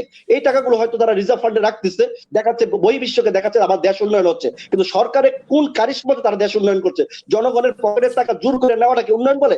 আবার আমি মনে করি কবে যে সরকার বলে যে প্রবাসীরা 1,30,00,000 প্রবাসীরা প্রতি বছর 11 থেকে 12 বিলিয়ন ডলার তারা পাঠাচ্ছে দেশে, সমস্ত টাকা সরকার নিয়ে নেবে, তার জনগণের জন্য বা তার পরিবারের জন্য কোনো টাকা তারা খরচ করতে পারবে না, তাহলে দেশ তো আরো উন্নত হবে। এটা করলে তো আরো উন্নয়ন, কারণ সরকার তো নিজস্ব শক্তিতে কোনো উন্নয়ন করতে পারতেছে না। আজকে বাংলাদেশের যে বিতর্কিত আজকে যে মাননীয় প্রধানমন্ত্রী যে কাজগুলো করলেন, আমি মনে করি উনি পরিকল্পিতভাবে বেগম খালেদা জিয়ার সম্বন্ধে যে কথা বলেছেন, উনি শুষ্ক মাথায় এবং ঠান্ডা মাথায় উনি কথাগুলো বলেছেন। তা না হলে বাংলাদেশে বর্তমান বিতর্কিত ইস্যু আলেমদেরকে ধর্ম ব্যবসা বলা এবং দেশের হুজুর থেকে খেপিয়ে শান্তি শৃঙ্খলা নষ্ট করা হয়েছে। তারই পাশাপাশি মুসলিম ধর্মীয় অনুসারীদের হৃদয়ে আগুন জ্বলেছে। আপনাদের যারা মুসলমান, আমরা যারা মুসলমান, সবারই কিন্তু আমরা কষ্ট পেয়েছি, আমাদের হৃদয়ে আগুন লেগেছে। ঠিক ওই মুহূর্তে বর্তমান প্রধানমন্ত্রী অশান্ত দেশকে শান্ত না করে মানুষের হৃদয়ের আগুন আর উনি দ্বিগুণ করে দিয়েছেন এই বক্তব্যটার মাধ্যমে। উনি ইচ্ছা করে এই সমাধানটা গণকমিশন জিনিসটা উনি সমাধান করতে পারতেন, কিন্তু গণকমিশন নিয়ে উনি কোনো একটা মন্তব্য করেন নাই। যখন এই ইস্যুটা কিন্তু বেরিয়ে গেছে, যখন এই ইস্যুটাকে আবার মানে মানে এটা হাইড করা হয়ে গেছে, তখনই প্রধানমন্ত্রী বক্তব্যটা দিয়েছে। এখন প্রধানমন্ত্রী এই বক্তব্যটা যাতে ভাইরাল না হয়, এটাকে যেন দামাচাপা দেওয়ার জন্য আস্তে করে গণকমিশনকে স্বরাষ্ট্রমন্ত্রী বলছে, গণকমিশন বলতে বাংলাদেশ কোনো কমিশন নাই, এটা কোনো ব্যক্তিহীন। তাহলে আজকে দেখেন এতগুলো বাংলাদেশের আনন্দ মিছিল হচ্ছে, প্রতিবাদ হচ্ছে হুজুরদেরকে নিয়ে, তাদের বেতন নিয়ে, তাদের কমিশন নিয়ে, তাদের ইনকাম ট্যাক্স নিয়ে, তখন কিন্তু প্রধানমন্ত্রী বা মাননীয় স্বরাষ্ট্রমন্ত্রী এই ধরনের কোনো মন্তব্য করেন নাই। তো আমি মনে করি এদেরকে ইস্যু বানানোর জন্য রাষ্ট্রে একটা পর একটা ইস্যু তৈরি করবে, যাতে বিএনপি যাতে কোনো রাজনীতি সক্রিয় না হতে পারে, যাতে বিএনপি রাজনীতি করলে যাতে এখানে হুজুরের জীবনযাপন নিয়ে প্রশ্ন, হুজুরদের ইসলাম নিয়ে প্রশ্ন, এখানে বিএনপি আছে তাদের স্বার্থের রাজনীতি নিয়ে, এই ধরনের কোনো মন্তব্য বা এই ধরনের কোনো বিএনপি অ্যাক্টিভিটিস করার আগে বাংলাদেশে একটার পর একটা ইস্যু তৈরি করতেছে বাংলাদেশ বর্তমান সরকার। আমি এইসব ইস্যুকে আমি তীব্রভাবে আমি প্রতিবাদ জানাই। বাংলাদেশ তো উন্নয়ন, আমি শ্রীলঙ্কার সাথে বলবো না, বাংলাদেশ আমি ভারতের সাথে করবো না, কারণ আমরা জানি ভারতের চাইতো আমরা বাংলাদেশ ধনী, কারণ আমাদের ইকোনমিক্স যা বলে ভারতের জনসংখ্যা, তাদের ল্যান্ড এবং তাদের অস্ত্র, সামরিক অস্ত্র সব দিক দিয়ে যদি আমরা ডিভাইডেড করি, বাংলাদেশ ভারতের উন্নত। সেটা আমাদের কৃতিত্ব। আমরা যারা প্রবাসীরা আছি, বাংলাদেশের সেকেন্ড আয়ের উৎস হচ্ছে প্রবাসীরা যে রক্ত মাংস খরচ করে যে বাংলাদেশ রেমিটেন্স পাঠাচ্ছে, এটার জন্য সরকারি কৃতিত্ব না, এটা আমাদের কৃতিত্ব। কারণ আমরা ইচ্ছা করে এই টাকা পয়সা আমরা বাজে পথে আমরা নষ্ট করতে পারতাম, আমাদের পরিবারের স্বার্থে আমরা টাকা পয়সা পাঠাই, যাই কিছু করি, কিন্তু আমরা সরকার আজ পর্যন্ত কোনো বাংলাদেশের নাগরিকরে বা আমাদের যারা প্রবাসী আছে কোনোদিন একটা সম্মানজনক ভাবে তারা কথা বলা নেই। কামলা বলে উল্লেখ করেছে, এটা কিন্তু মানহানি, এটা কিন্তু একটা মানবতার বিরোধী। তা আপনারা যারা আছেন, আওয়ামী লীগ যারা সরকারি দলের ভিতরে আছেন, আজকে সবকিছু পরিকল্পিত ভাবে আপনারা একটা পর একটা ইস্যু আপনারা তৈরি করতেছেন। তা না হলে 116 জন আলেমের বিরুদ্ধে যে ধর্ম অবমাননা বা ধর্ম ব্যবসার অভিযোগ উঠেছিল, আওয়ামী লীগের সমর্থিত সাবেক বিচারপতি শামসুদ্দিন হক চৌধুরী মানিক এবং ব্যারিস্টার তুরিন আফরোজ, এই যে গণপরিষদ উনি গণকমিশন তৈরি করে আপনারা যারা স্বরাষ্ট্র মন্ত্রণালয়ে উনি দিয়েছিলেন, এর আগে কিন্তু উনি সাংবাদিক সম্মেলন করে উনি কিন্তু বলেছেন আমাদের এই যে আলেম ওলামাগণ তারা জঙ্গলি এবং দুর্নীতিবাদ। আমার একটা প্রশ্ন আসে যে মনে করে উনারা যে এই আলেম ওলামাদেরকে দুর্নীতিবাদ বা জঙ্গলি বলেছেন, এই কথাটা উনি কিভাবে প্রমাণ পেলেন? উনি তো প্রমাণ না, উনি তো কোর্টে বা হাইকোর্ট, সুপ্রিম কোর্ট বা সরকার কোনো ঘোষিত দেয় না যে আলেম ওলামা জঙ্গলি বা দুর্নীতিবাদ। তাহলে আমি একটা কথা আমি বলতে চাই, যদি দুর্নীতি বা দুদক বা দুর্নীতির কাজ কি? তাদের কাজ হচ্ছে, দুদক হচ্ছে বাংলাদেশের দুর্নীতি দমন কমিশনের নিয়ন্ত্রণ ও দুর্নীতি প্রতিরোধ গঠিত একটি কমিশন। এই সংস্থার লক্ষ্য হচ্ছে দেশের দুর্নীতি ও দুর্নীতিমুক্ত কাজ প্রতিরোধ করা। যে কোনো ব্যক্তি অথবা সংস্থার বিরুদ্ধে দুর্নীতি দমন কমিশন সত্য অভিযোগের ভিত্তিতে কঠিন আইনি ব্যবস্থা নিতে পারবে। আমার প্রশ্ন হচ্ছে, তুরিন আফরোজ বা ব্যারিস্টার বিচারপতি মানিক সাহেব যে মন্তব্য করলেন জঙ্গলি অথবা দুর্নীতিবাজ বললেন, তাকে তো দোষী সাব্যস্ত করা হয় নাই, তার সতত অভিযুক্ততার ভিত্তিতে অভিযুক্ত সত্য প্রমাণিত হয় নাই। তারপরও তাকে যে করা হয়েছে, তাকে যে আমাদের হুজুর আলেমদা বা ইসলামের বিরুদ্ধে করা হয়েছে, এখানে আওয়ামী লীগের একটা লোকও দেখলাম না হুজুরদের পক্ষে কথা বলতে। হুজুররা আপনারা ইনকাম ট্যাক্স জানা, আরে ভাই হুজুররা যে ইনকাম ট্যাক্স আপনারা চান, ইনকাম ট্যাক্স যদি হুজুররা দিত, এটা ওনারা কি সরকারি কোনো ভাতা দেয়? সরকার কি তাদেরকে বেতন দেয়? আমরা তাদেরকে টাকা দিই, আমাদের বাড়িতে মাহফিল হয়, আমরা দোয়া মাহফিল করি, আমাদের ব্যক্তিগত টাকা দিয়ে ওনারা আসে যায়। এটার জন্য আওয়ামী লীগের জ্বলবে কেন? এটার জন্য গণকমিশনের জ্বলবে কেন? দুর্নীতি মুক্ত করতে হয়, দুর্নীতি মুক্ত যদি করতে হয় তাহলে আজকে ওয়ার্ড থেকে শুরু করে বাংলাদেশের শীর্ষ পর্যায়ে প্রত্যেকটা মানুষের তাদের দুর্নীতি আগে চেক করা উচিত। সরকারি পিয়ন থেকে শুরু করে সচিব পর্যন্ত তাদের বেতন ছাড়া কার কি আয়ের উৎস সেগুলোকে বের করা উচিত। তাহলে আজকে পুঁটি মাছ থেকে কাতল মাছ পর্যন্ত ধরা খেয়ে যাবে কে কত টাকা আয়ের উৎস ছিল, কে কত টাকা তার কত টাকার মালিক। 5,000 টাকা একটা পিয়নের চাকরি 10 থেকে 12,000 টাকা, সেই ব্যক্তি 1,000 কোটি টাকার মালিক হয়ে যায়, 100 কোটি টাকার মালিক হয়ে যায়। আপনার বিভিন্ন সেক্টরে, বিভিন্ন দপ্তরে, বিভিন্ন মন্ত্রণালয়ে যারা ভালো ভালো জায়গায় আছে তারা ছোট্ট একটা অফিস বয়ের চাকরিও তারা শহরে 2-3টা বাড়ি করে ফেলে। এগুলো কি দুর্নীতিবাজের ভিতরে পড়ে না? আজকে আলেম ওলামাদের বিরুদ্ধে কথা বলে আজকে আমরা আমাদের দেশের ইসলামকে ছোট করা হচ্ছে, আলেম ওলামাদেরকে ছোট করা হচ্ছে। একটা আলেম উচ্চ শিক্ষিত, একটা আলেম যদি আজকে উচ্চ যারা বিসিএস ক্যাটার করে, আমি মনে করি যতক্ষণ মধ্যে তাদের চাকরি না দিতে পারে ততদিন পর্যন্ত তাদেরকে বিসিএস এর আপনার তাদেরকে একটা ভাতা দেওয়া হয়। তো প্রত্যেকটা আলেম ওলামাদেরকে দেওয়া হোক, আপনার যারা ইসলামিক ফাউন্ডেশন আছে তাদের মাধ্যমে তাদেরকে বেতন দেওয়া হোক, ধর্ম মন্ত্রণালয় তাদেরকে নিয়ন্ত্রণ করবে। তাইলে আজকে আমরা যদি তাদেরকে একটা হাদিয়া দেই, এটা আওয়ামী লীগের জ্বলবে কেন বা সরকারের জ্বলবে কেন? তাদের বিরুদ্ধে এই চক্রান্ত হবে কেন? আজকে আমি চ্যালেঞ্জ করে বলতে পারি, যারা আলেম ওলামাদের বিরুদ্ধে এই ধরনের চক্রান্ত করে গণ কমিশন করেছেন, যেসব ব্যক্তিরা সেইসব ব্যক্তিদের ইনকাম কি সেগুলো আপনারা বের করেন, তাহলে দেখতে পাবেন মানে আপনার সব পরিষ্কার হয়ে যাবে। হ্যাঁ, আরেকটু আমি 1 মিনিটের ভিতরে শেষ করে দিচ্ছি। এখন আমার বড় ভাই জুয়েল ভাই যে আরেকটি কথা বলেছিলেন, আমি আসলে অনেকগুলো পয়েন্ট ভুলে গেছি। উনি বলেছেন আমাদের আফগানিস্তান একটি মানে একটা মানে তালেবান যে আফগানিস্তান রাষ্ট্রটা সন্ত্রাসী রাষ্ট্র একই হিসাবে, তার সাথে বাংলাদেশের তুলনা না। আমি মনে করি আফগানিস্তানের প্রত্যেকটা মানুষের কাছে অস্ত্র ছিল, অস্ত্র গোলাবারুদ, তারা সবসময় তারা নিজেরাই যুদ্ধ করতে পারতো, তাদের কাছে আছে। কিন্তু আমার কথা হচ্ছে বাংলাদেশ কি আওয়ামী লীগ সন্ত্রাসী দল? আওয়ামী লীগ, আপনারা বলবেন না আওয়ামী লীগ কোনো সন্ত্রাসী দল না, তাহলে আওয়ামী লীগের, আমি মনে করি আওয়ামী লীগের কাছে ঘরে ঘরে আপনার কাছে অস্ত্র আছে। তা না হলে এবারে যে চেয়ারম্যান নির্বাচনটা হয়েছে, ইউনিয়ন পরিষদ নির্বাচনে, ওয়ার্ড পর্যায়ে নির্বাচনে মেম্বার গুলাগুলি করেছে। আওয়ামী লীগ বনাম আওয়ামী লীগ তারা গুলি করে 100 জনের উপর তারা গুলি করে হত্যা করেছে। এই অস্ত্র গোলাবারুদ আপনাদের কাছ থেকে কোথায় থেকে আসলো? এই অস্ত্র গোলাবারুদ আওয়ামী লীগ দিয়েছে। এই অস্ত্র আসার উদ্দেশ্যটা কি? এই অস্ত্র কোথায় থেকে আসছে, কার মাধ্যমে আসছে, সেগুলো কিন্তু আমাদের জানতে হবে। তাহলে সন্ত্রাসী রাষ্ট্র কারা? আজকে দেশটাকে অশান্তি কারা করতেছে? আমি সরকারি দলের যে জুয়েল ভাই আছে, আমি বলবো আপনারা এখনো সময় আছে, জনগণের কাছে ক্ষমা চান। জনগণের কাছে ক্ষমা চাইতে হবে, না হলে এই দুর্নীতি, দেশের যে হাজার হাজার লক্ষ হাজার কোটি টাকা দুর্নীতি হয়েছে, প্রত্যেকটা মানুষের রিজিকে হাত দেওয়া হয়েছে, প্রত্যেকটা মানুষের মৌলিক অধিকার হাত দেওয়া হয়েছে, কোন একটা জনগণ কিন্তু আপনাদেরকে ছাড়বে না। এখনো সময় আছে। জনগণের স্বার্থে আপনারা যদি দেশ এতই উন্নয়ন করে থাকেন, এত কিছু ডিজিটাল করে থাকেন, তাহলে নিরপেক্ষ নির্বাচন দিন।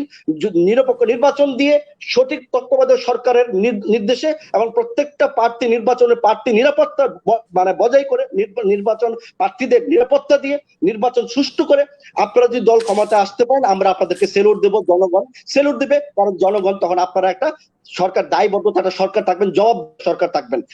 আমি মনে করি এখন আপনারা জবাব দিবেনই না, দায়বদ্ধ নয়, আপনারা যা খুশি আপনারা তাই করবেন। আজকে যদি তাই না হতো, তাহলে আজকে বাংলাদেশে যদি যা খুশি তাই না করা যেত, তাহলে আজকে আওয়ামী লীগের মন্ত্রী বা আমাদের প্রধানমন্ত্রী থেকে শুরু করে, শুধু প্রধানমন্ত্রী দোষ না, আওয়ামী লীগের মন্ত্রীদের একই অবস্থা। আপনারা কিছুদিন আগে দেখেছেন এই যে এমপি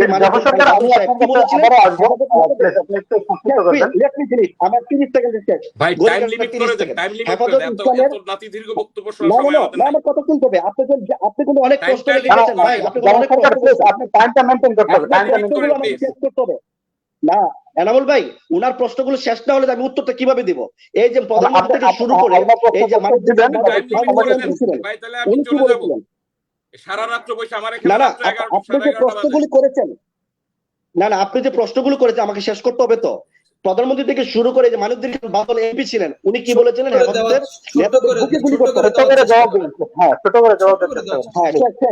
আওয়ামী লীগের নেতাদের, হেফাজতের নেতাদেরকে বুকে গুলি করতে হবে। মানবদিন খান বাদল সাহেব এই কথা বলেছিলেন। আলেমদের ঘাট মোটকে দেব, শিক্ষা উপমন্ত্রী নৌফেল সাহেব বলেছেন। জামাত ইসলামের শিবিরের ঘাট থেকে মাথা কেটে দেওয়া হবে, রাষ্ট্রের মেয়র খায়রুজ্জামান লিটন সাহেব বলেছিলেন, আওয়ামী লীগের প্রেসিডেন্ট। তো প্রধানমন্ত্রী থেকে শুরু করে আওয়ামী লীগের এমপি মন্ত্রী সবাই তো মানুষের ঘাড় কেটে দিচ্ছে, গুলি করে মারতেছে, রক কেটে ফেলতেছে। তা আপনি এটাকে কি বলবেন? এটা কি ফাইজলামতি? আপনি বলছেন হয়তো প্রধানমন্ত্রী বলে ফেলেছেন। আমার কাছে প্রধানমন্ত্রী যেগুলো কথা বলেছেন, মাননীয় প্রধানমন্ত্রী যেগুলো কথা বলেছেন, উনি টিটকারি বা দুষ্টামি করে কথাগুলো বলেন নাই, উনি সিরিয়াসলি বলেছেন। ধন্যবাদ সবাইকে। খুব ভালো, ধন্যবাদ আপনাকে। আমি তরিকুর রহমান জুয়েল ভাই আপনার কাছে অবশ্যই আসবো, তবে তার আগে আপনি একটি প্রশ্ন করেছিলেন লায়ন নুরুজ্জামান হীরা, পদ্মা সেতু নিয়ে দুর্নীতির কথা অনেক সময় বলে থাকি বা আপনারাও বলেন, দুর্নীতিটা কোথায় হয়েছে কিভাবে হয়েছে সেই বিষয়টি জুয়েল ভাই আপনার কাছে জানতে চেয়েছেন, সেই বিষয়টি নিয়ে আপনি কথা বলবেন। তার পাশাপাশি আমার আরেকটি প্রশ্ন আপনার কাছে, যেহেতু সমসাময়িক বিষয়গুলি নিয়ে আমরা আলোচনা করতেছি, গত কিছুদিন আগে আমরা দেখেছি যে আমাদের নির্বাচন কমিশনার, একজন নির্বাচন কমিশনার, উনি বলেছিলেন যে বর্তমান সময়ে আগামী নির্বাচনে রাতে ভোট হওয়ার সুযোগ নেই, দিনের বেলায় ভোট হবে। আপনি ওনার এই বক্তব্য থেকে কি উপলব্ধি করতেছেন বা আপনার পয়েন্ট অফ ভিউ? জি, ধন্যবাদ এনামুল ভাই। খুব সংক্ষেপে বলার চেষ্টা করছি, কারণ আসলে একটু টাইমটা মেনটেন করবেন প্লিজ, আমরা 1 ঘন্টার ভিতরে অনুষ্ঠানটা শেষ করব, আমাদের হাতে সময় হবে। জি জি জি, একজনে যদি অনেকক্ষণ বলে থাকি, টাইমের প্রতিও আমাদের দৃষ্টি দিতে হবে, যেন সকলে একটি প্রাণবন্ত অনুষ্ঠান যেন আমরা করতে পারি। ছোট্ট করে উত্তর দিচ্ছি। আমার অত্যন্ত শ্রদ্ধাভাজন ভাই জুয়েল ভাই, আমার অত্যন্ত বড় ভাই, যে কথাটি বলেছেন, দুটো বিষয় আমি একটু জাস্ট বলে শেষ করব। সেটি হচ্ছে, আমি আফগানিস্তানের কথা বলেছি, আসলে বলেছি সেভাবে মানুষ তার জীবন বাঁচানোর জন্য পালানোর চেষ্টা করে আসলে। তো এই যে দেখেন, আমি ঠিক বাদ দিলাম আফগানিস্তানের কথা, শ্রীলঙ্কাতে দেখেন মানুষ যেন পালাতে না পারে, বর্তমান সরকারের যারা ছিল এমপি মন্ত্রীরা যেন পালাতে না পারে, পাহারা বসিয়েছে বলতে শ্রীলঙ্কাতে। কেন এই ঘটনাটি 1 মিনিট আগেও তো কেউ কল্পনা করে না আসলে, কেউ চিন্তা করে না আসলে। আমরা সেটা বলছি, জাস্ট ইতিহাস থেকে যদি আমরা শিক্ষা নিই, ক্ষতি তো নেই এতে। আচ্ছা, নাম্বার 1। নাম্বার 2 হচ্ছে, আমার জুয়েল ভাই বলেছেন দুর্নীতি কোথায় হচ্ছে, বলতাম আসলে দুর্নীতি কোথায় হচ্ছে যদি প্রতিদিন আমরা 2-4টি পত্রিকার দিকে নজর করি, এমন কোন পত্রিকাতে নেই দুর্নীতির কথা, অনিয়মের কথা। বালিশকাণ্ড আমরা শুনেছি, বাঁশকাণ্ড শুনেছি, তেলের খনি শুনেছি, আমরা দেখেছি একটা চামচের দাম কত। এই ঘটনাগুলো কিন্তু মানে আমরা একেবারে অহরহ জানি। দুর্নীতি কোথায় হচ্ছে যদি আমাকে এখন তথ্য দিয়ে বলতে হয়, তাহলে বাংলাদেশ ডেইলি স্টার গত পরশুদিন বলেছে বাংলাদেশ থেকে 70,000 কোটি টাকা পাচার হয় প্রতি বছর। এখন কি বলবেন বলেন এটা? তাহলে পাচারটা কোথা থেকে হচ্ছে, টাকাগুলো কোথা থেকে আসছে? এগুলা কি টাকা কেউ তৈরি করে বাংলাদেশে? না, তৈরি করে না। বাংলাদেশে কোথাও না কোথাও দুর্নীতি বা কোথাও না কোথাও এই টাকাগুলো পাচার হচ্ছে, অবৈধ টাকাগুলো কিন্তু পাচার হচ্ছে। নাম্বার 1, আপনি বলেছেন এটা। আপনি দেখেন, দুর্নীতি যদি না হতো, আজকে দেখেন হাজার হাজার কোটি টাকা বিদেশে কিভাবে পাচার হচ্ছে, কানাডাতে কিভাবে বাড়ি করছে মানুষ।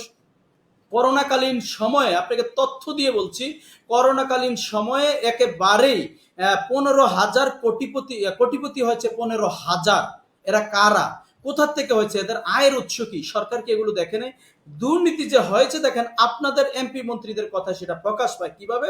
আওয়ামী লীগের ওবায়দুল কাদের কিন্তু বলেছে, ফরিদপুরের সম্মেলনে কিন্তু তিনি বলেছিলেন, এই ফরিদপুরের বিষয়ে কিন্তু আমরা বারবার বলতাম যে 2,000 কোটি টাকা পাচার করেছে, আইনের আওতা আনা উচিত। কেন এটা হলো, ক্ষতিও দেখেন, কিন্তু সরকার কিন্তু সেটা করেছে কিন্তু শেষ পর্যন্ত। তাহলে আমরা যখন বলছি, আপনারা তো তখন বলতেন কি তথ্য আছে। আমরা তো সাধারণ মানুষ, পত্রিকা পড়ি বা 2-4টা পত্রিকা থেকে পড়ে বলি। আমরা তো নিজেরা এটাকে তদারকি করি না বা নিজে ইনভেস্টিগেশন করি না। আমি আপনাকে বলে দিব কোথায় হয়েছে, তাহলে আমি কি ছিলাম সেই দুর্নীতির সময়? না। আপনি দেখেন, ওবায়দুল কাদের সাহেব বলেছেন আওয়ামী লীগ করে কোটি কোটি টাকা পাচার হয়েছে, এটি ওবায়দুল কাদের কিন্তু বলেছেন ফরিদপুরের সম্মেলনে। একেবারে কোট করি আপনি বলছি, ওবায়দুল কাদের ফরিদপুর সম্মেলনে আওয়ামী লীগের বলেছেন যে আওয়ামী লীগ করে কোটি কোটি টাকা পাচার হয়েছে, কোটি কোটি টাকা পাচার করে। তাহলে আপনারাই তো বলছেন, তাহলে এই টাকাগুলো কোথা থেকে আসে? নিশ্চয়ই কোনো না কোনো প্রকল্প থেকে আসে, অবৈধ কর্মকাণ্ড থেকে তো এই টাকাগুলো আসে, তাই না? দ্বিতীয়ত, চমৎকার একটি, আমি প্রশ্নটি আমার মধ্যেই নিয়ে আসতাম, তারপরে আমার আনিস ভাই সুন্দর করে বলেছেন, ইসি আনিসের রকম। দেখেন, আমি কিন্তু গত অনুষ্ঠানে বলেছিলাম, আমার ভাই হয়তো আমার উপর রাগ করবে, আসলে কোনো ব্যক্তির উপর আঘাত করার জন্য আমার এই বক্তব্য না। আমার এই বক্তব্য হচ্ছে, আমার তরুণ প্রজন্মের বাংলাদেশ যেন ঠিক থাকে, আমার সন্তান এই মাটিতে বড় হবে, আমার সন্তানের জন্য একটি বাসযোগ্য বাংলাদেশ আমাকে তৈরি করতে হবে। সেই তৈরি নেই আজকে, সেই পথ নেই। আমাকে আন্দোলন করতে হবে, রক্ত দিতে হবে প্রয়োজনে আমার ছেলে সন্তানের জন্য একটি বাসযোগ্য বাংলাদেশ রেখে দেওয়ার জন্য। আমরা বলছি যে দিনের ভোট আপনারা রাতে করেন, এই বারবার বলছি। 2018 সালের নির্বাচন এটি, 2014 সালের নির্বাচন সারা পৃথিবীতে এটি অকার্যকর একটা নির্বাচন। আমরা 2018 সালের নির্বাচন নিজেরা করেছি, আমরা দেখেছি, আমরা বলেছি রাতে ভোট হয়েছে, আপনারা সেটিকে কর্ণপাত করেননি। আজকে ইসি আনিসুর রহমানের কথাই কি প্রমাণ হয়নি? সেটি আমার এনামুল ভাই কিন্তু সেটি বলেছে। ইসি আনিসুর রহমান স্পষ্ট বলে দিয়েছে রাতে কোনো ভোট হবে না, দিনের ভোট দিনই হবে এখন থেকে, আর রাতে হবে না। তার মানে কি বোঝা যায়? এটিকে অ্যানালাইসিস করলে কি বোঝা যায় না আগে রাতে হোক? কোন চোর যদি বলে আমি আর কোনোদিন চুরি করব না, তার মানে কি নিশ্চয়ই সে আগে চুরি করেছিল? স্বাভাবিক কথা, এটিতে কিন্তু তাই বোঝায়। তাহলে ইসি আনিসুর রহমানের কথা থেকে আমরা বলতে পারি স্পষ্ট, আগে দিনের ভোট রাতে হতো।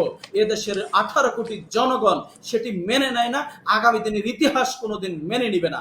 তাই আমরা বলছি যে আজকে দেখেন, রিজার্ভ কিন্তু কমে গেছে ভাই। সতর্ক করছি সরকারকে, বড় বড় প্রকল্প অবশ্যই করবেন, চ্যালেঞ্জ অবশ্যই নেবেন। একটি বাংলাদেশ একটি উন্নয়নশীল মাত্র, আপনাকে দেখে শুনে পা বাড়াতে হবে। এখন অনেক বিপদ কিন্তু সামনে। আপনার আজকে রিজার্ভ $48 বিলিয়ন থেকে এখন $42 নেমে এসে, আপনি কি বুঝছেন কিছু? আপনি কি বুঝতেছেন? আপনারা আজকে ডলারের দাম বেড়ে গেছে, আমাদের টাকার মান কোথায় চলে যাচ্ছে? আপনি কি গ্লোবালাইজেশনের যুগে আমরা এগুলোতে অনুধাবন করতে হবে ভাই।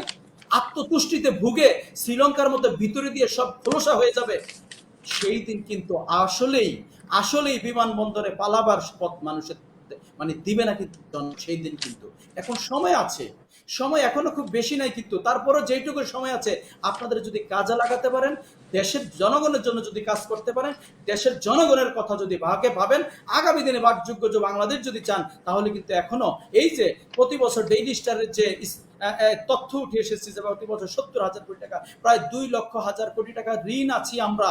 সেই ঋণ যদি যেগুলো পাচার হয়েছে মাত্র বছরে যদি পাচার হয়েছে তথ্য অনুযায়ী ডেইলি স্টারের, মাত্র 2 থেকে 3 বছরে পাচারকৃত অর্থগুলো যদি আপনি ফিরিয়ে আনেন, আমার দেশে ঋণ পরিশোধ করা যায়। অসুবিধা কোথায়?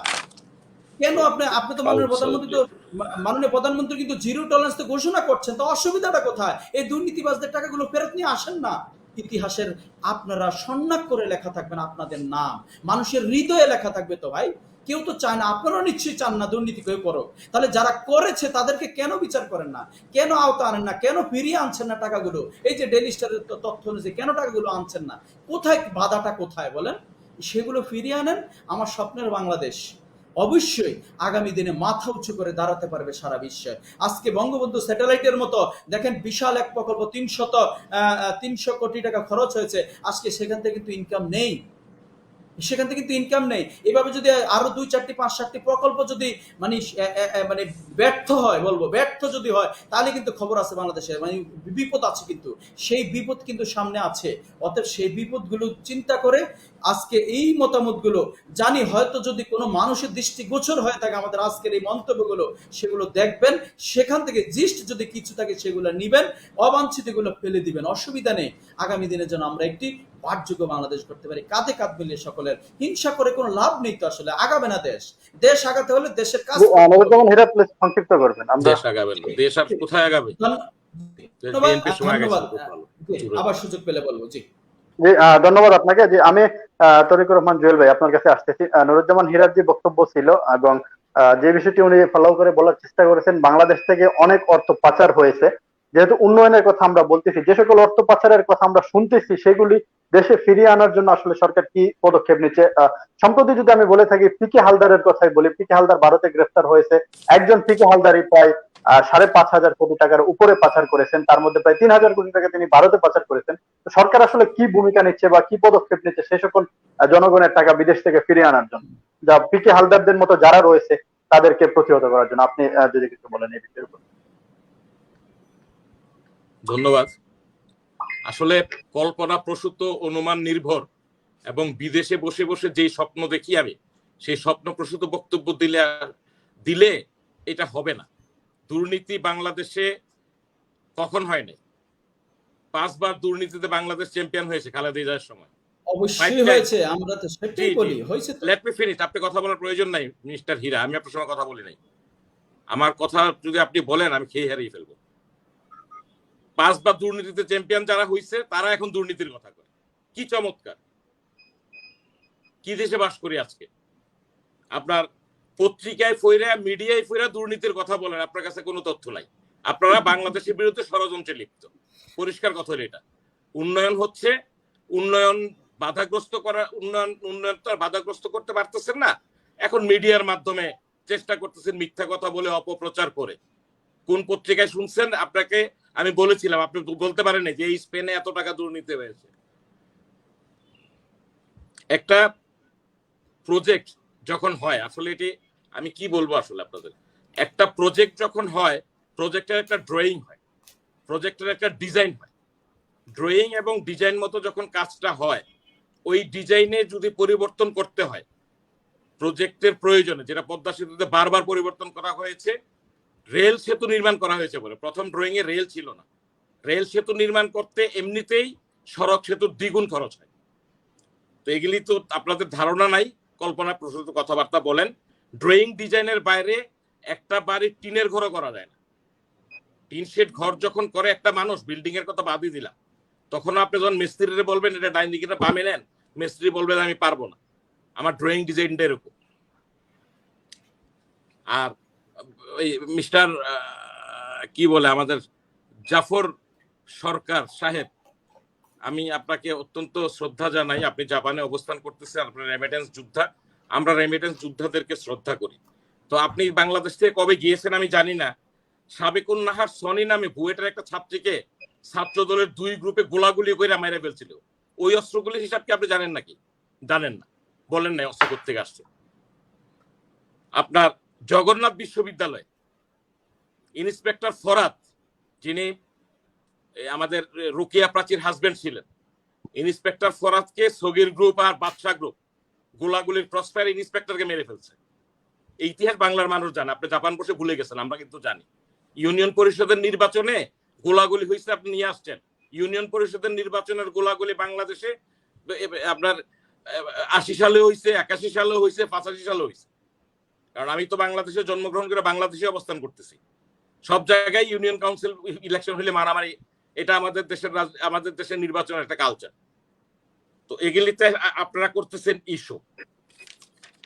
যাই হোক, আপনার আরব দেশের কথা বলছেন, আরব দেশে ট্যাক্স নেওয়া হয় না। আরব দেশে আল্লাহ স্বর্ণের খনি দিয়ে দিছে, আমার দেশে স্বর্ণের খনি নাই। আরব দেশে আল্লাহ তেলের খনি দিয়ে দিছে, খনি উঠাইতেছে, তারা খরচ করতেছে, মানুষকে ট্যাক্স দিতে হয় না।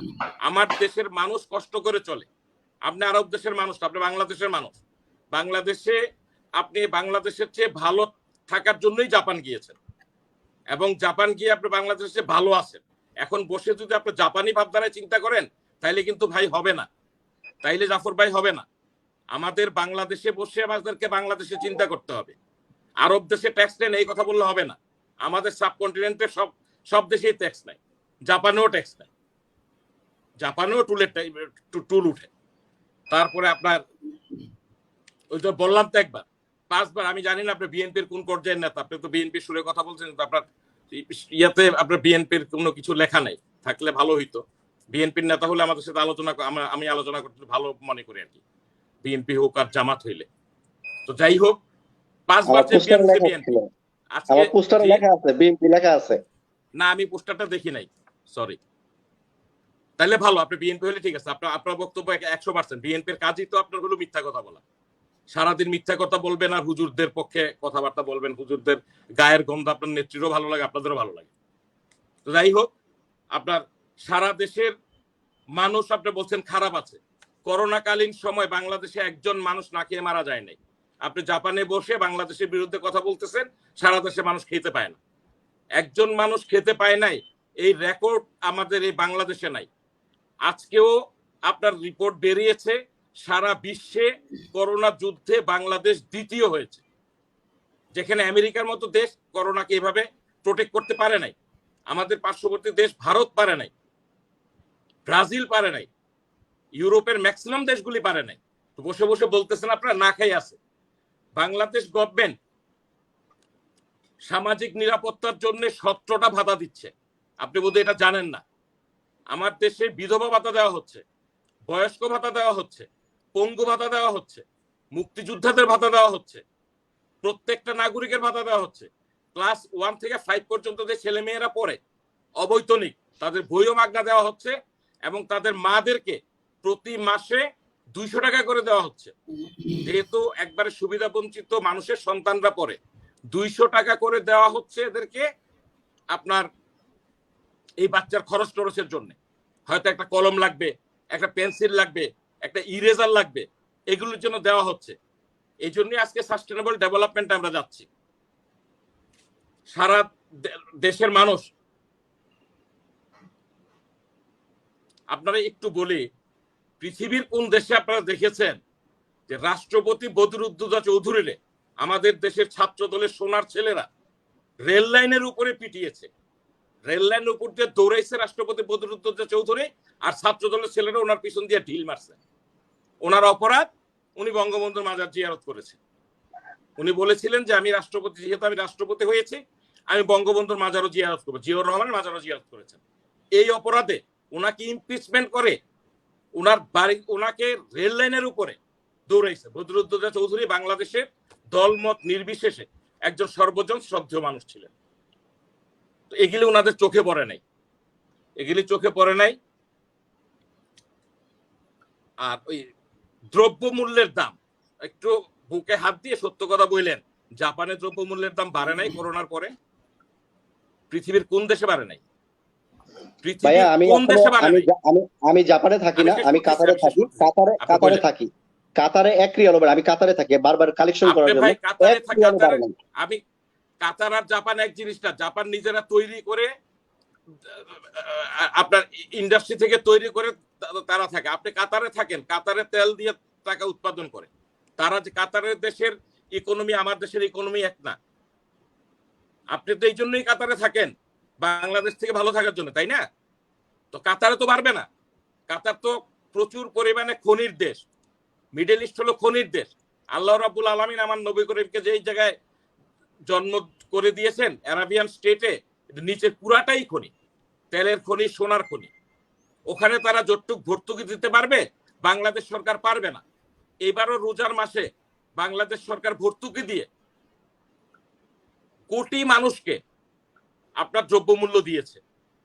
এই কথাগুলি যদি আপনারা বলতেন, আপনার বিদেশেও মানুষ শুনতেছে, আপনারা কিন্তু আমাদেরকে ভিক্ষুক বানিয়ে দিতেছেন। আপনাদের বক্তব্য যে বাংলাদেশের মানুষ কিছুই পায় না। গভর্নমেন্ট কত টাকা ভর্তুকি দিয়েছে আজকে কৃষি ক্ষেত্রে? আমি বলি, আপনি বিএনপির রাজনীতি করেন, এই জন্য একটু আপনাকে আমি বলতেছি। আমরা দেখেছি সার আনতে গিয়ে বিএনপির আমলে 18 জনকে হত্যা করা হয়েছে, গুলি করে হত্যা করছে। তারা সার আনতে গেছিল, এই হলো তাদের অপরাধ। আর আওয়ামী লীগ সরকার, আমি উপজেলা পরিষদে খুব ছোট্ট একটা জায়গায় আমি কাজ করি জনপ্রতিনিধি হিসাবে। প্রতি মাসে অন্তত আমার উপজেলায় 10-12 লক্ষ টাকার সার, বীজ, কীটনাশক বিনামূল্যে আমরা কৃষকদেরকে দিয়ে থাকি। This is the difference between Awami League and BNP. This is the difference prime minister Sheikh Hasina and ex prime minister Begum Khaleda Zia. This is the difference. আপনার হুজুরদের কথা বলতেছেন, আওয়ামী লীগ হুজুরদের বিরুদ্ধে না, আওয়ামী লীগ হুজুরদের পক্ষে। এবং আওয়ামী লীগ হুজুরদের পক্ষে বিধায়ী কওমি মাদ্রাসার বোর্ড করে দিয়েছে। কওমি মাদ্রাসা থেকে সর্বোচ্চ ডিগ্রি নেওয়ার পরে রাস্তায় রাস্তায় হাঁটছে, চাকরি পায় নাই। আজকে বোর্ড করে দিয়েছে কওমি মাদ্রাসার ছেলেরা বিসিএস পরীক্ষা দিতে পারে। কওমি মাদ্রাসার ছেলেদের সার্টিফিকেটের ব্যবস্থা করেছে। কিছু কিছু লোক আছে যারা ওয়াজে গিয়ে বাঙালি জাতিকে বলে হত্যা করার জন্য, তাদের বিরুদ্ধে লিস্ট হচ্ছে। আমি জানি না আপনি কতটুক জানেন, বাংলাদেশে এমন অনেক হুজুর আছে হেলিকপ্টার দিয়ে ওয়াজ করতে যায়। আর এটা বিএনপির লোকজন দেয় না, বাংলাদেশের মানুষ দেয়। ওই মানুষের মধ্যে আওয়ামী লীগও আছে, বিএনপিও আছে। এবং প্রত্যেকটা ওয়াজ আপনি একটু জেনে নেবেন, আমি আমার উপজেলায় বলছি, প্রত্যেকটা ওয়াজে আমাদের আওয়ামী লীগের লোকজনই সভাপতিত্ব করে। সিংহভাগ টাকা আমাদের আওয়ামী লীগের লোকজনই দেয়, বিএনপির লোকজন দেয় না। ওয়াজটা তারা করতেছে, কোনো অসুবিধা নেই, ওয়াজ করতে কোনো সমস্যা নেই। তো যেই লোক আপনি বললেন যে গভর্নমেন্ট কয় টাকা দেয়, ট্যাক্স দিবে। গভর্নমেন্ট যাদেরকে বেতন দেয় তারাই ট্যাক্স দেয়, আমারও তো গভর্নমেন্ট বেতন দেয় না। আমি বিজনেস করি, বিজনেসে ট্যাক্স দিচ্ছি না। ওয়াজটা তো ব্যবসা আমাদের দেশে। একজন হুজুরকে আনতে হইলে 10 লক্ষ টাকা পর্যন্ত আছে, 10 লক্ষ থেকে 10,000 টাকা পর্যন্ত আছে। তা আপনি এক রাত্র ওয়াজ করে 10 লক্ষ টাকা কামাই করবেন, আপনি ট্যাক্স দিবেন না? তো ট্যাক্সের আওতায় তারা ট্যাক্স দেয় না, ট্যাক্সের আওতায় আনলো, এই জন্য আলেমদের বিরুদ্ধে হয়ে গেল। একটু বিবেক খরচ করে কথা বলবেন। আমি আপনাদেরকে অনুরোধ জানাবো, এটা হলে সুবিধা হবে, সবারই সুবিধা হবে। আপনি যে বিদেশ থেকে এত কষ্ট করে টাকা পাঠাচ্ছেন, আপনি ট্যাক্স দিচ্ছেন না, আপনি রেমিটেন্স দিচ্ছেন না। আপনার রেমিটেন্স আসছে আমাদের দেশের। যে আমরা কেন আজকে বলি, বড় উঁচু গলায় কেন বলি যে আমাদের দেশ কখনো শ্রীলঙ্কা হবে না, কারণ আমাদের দেশের যারা বিদেশে আছে কোটির উপরে মানুষ, তারা সবাই দেশের জন্য টাকা পাঠায়, দেশে কাজ করে। শ্রীলঙ্কার এই একটা প্রবলেম ছিল, শ্রীলঙ্কাতেও অনেক মানুষ বিদেশে আছে। তো এদের দেশে যেহেতু রাজনৈতিক স্থিতিশীলতা কখনই ছিল না, এলটিটিআই এর সময় মানুষকে হত্যা করা হতো। ওরা যেই দেশে গিয়েছে ওই দেশেই নিজেদেরকে স্টেবল করে ফেলেছে। আমাদের দেশ বাংলাদেশ শেখ হাসিনার নেতৃত্বে আজকে বসবাস করার জায়গা। এই কারণেই তো আপনি বাংলাদেশে কিছু করার চেষ্টা করতেছেন।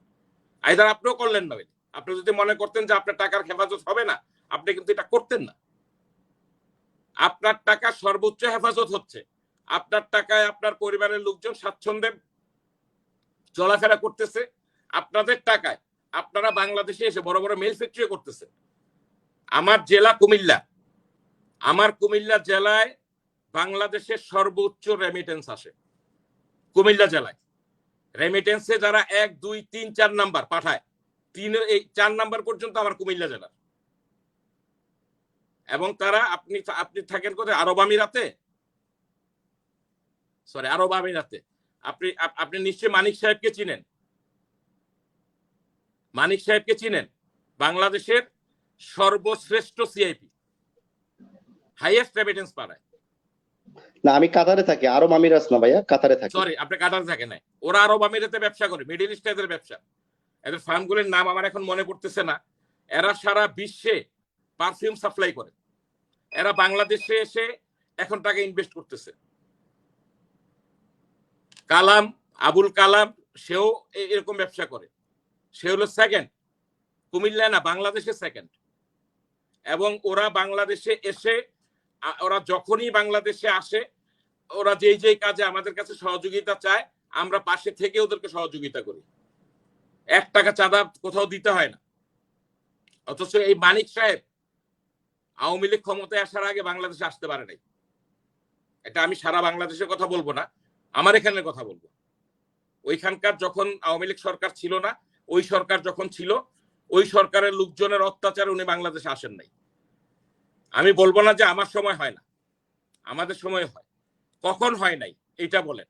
টাকা পাচার কখন হয় নাই? টাকা পাচার কি আজকে থেকে শুরু হয়েছে? সুইস ব্যাংকে টাকা কি শুধু বাঙালিরাই রাখে? আর যারা রাখতেছে তারা কি সবাই আওয়ামী লীগ? বিএনপির লোক নাই?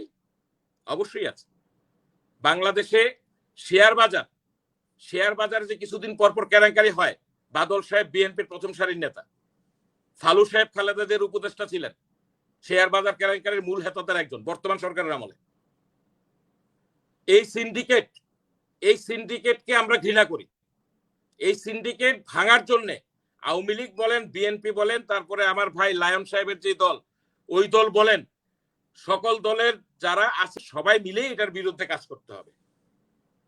বাঙালি হিসেবে এটা কিন্তু দায়িত্ব। শুধুমাত্র একটা দলের উপর দুষ্টাপায় দেওয়ার চেষ্টা করেন না। আপনি যেভাবে দুর্নীতির কথা বলেছেন, বিএনপি কিন্তু 5 বার বাংলাদেশ চ্যাম্পিয়ন হয়েছে দুর্নীতিতে। এখন বাংলাদেশ দুর্নীতিতে চ্যাম্পিয়ন না, 10 নম্বরও বাংলাদেশের নাম নেই, আরো উপরে। তাহলে বুঝতে হবে এর আগে, এখন তো দুর্নীতি হচ্ছে, আপনি বলতেছেন এর আগে দুর্নীতিটা কোন জায়গায় ছিল, এটাও আপনার নিশ্চয়ই বুঝতে হবে আপনাকে। তারপরে আপনার এই দ্রব্যমূল্যের কথা বলতেছেন। দ্রব্যমূল্যে কৃষক এবং মধ্যস্বত্বভোগী আর হলো ক্রেতা, যে ফারাকটা,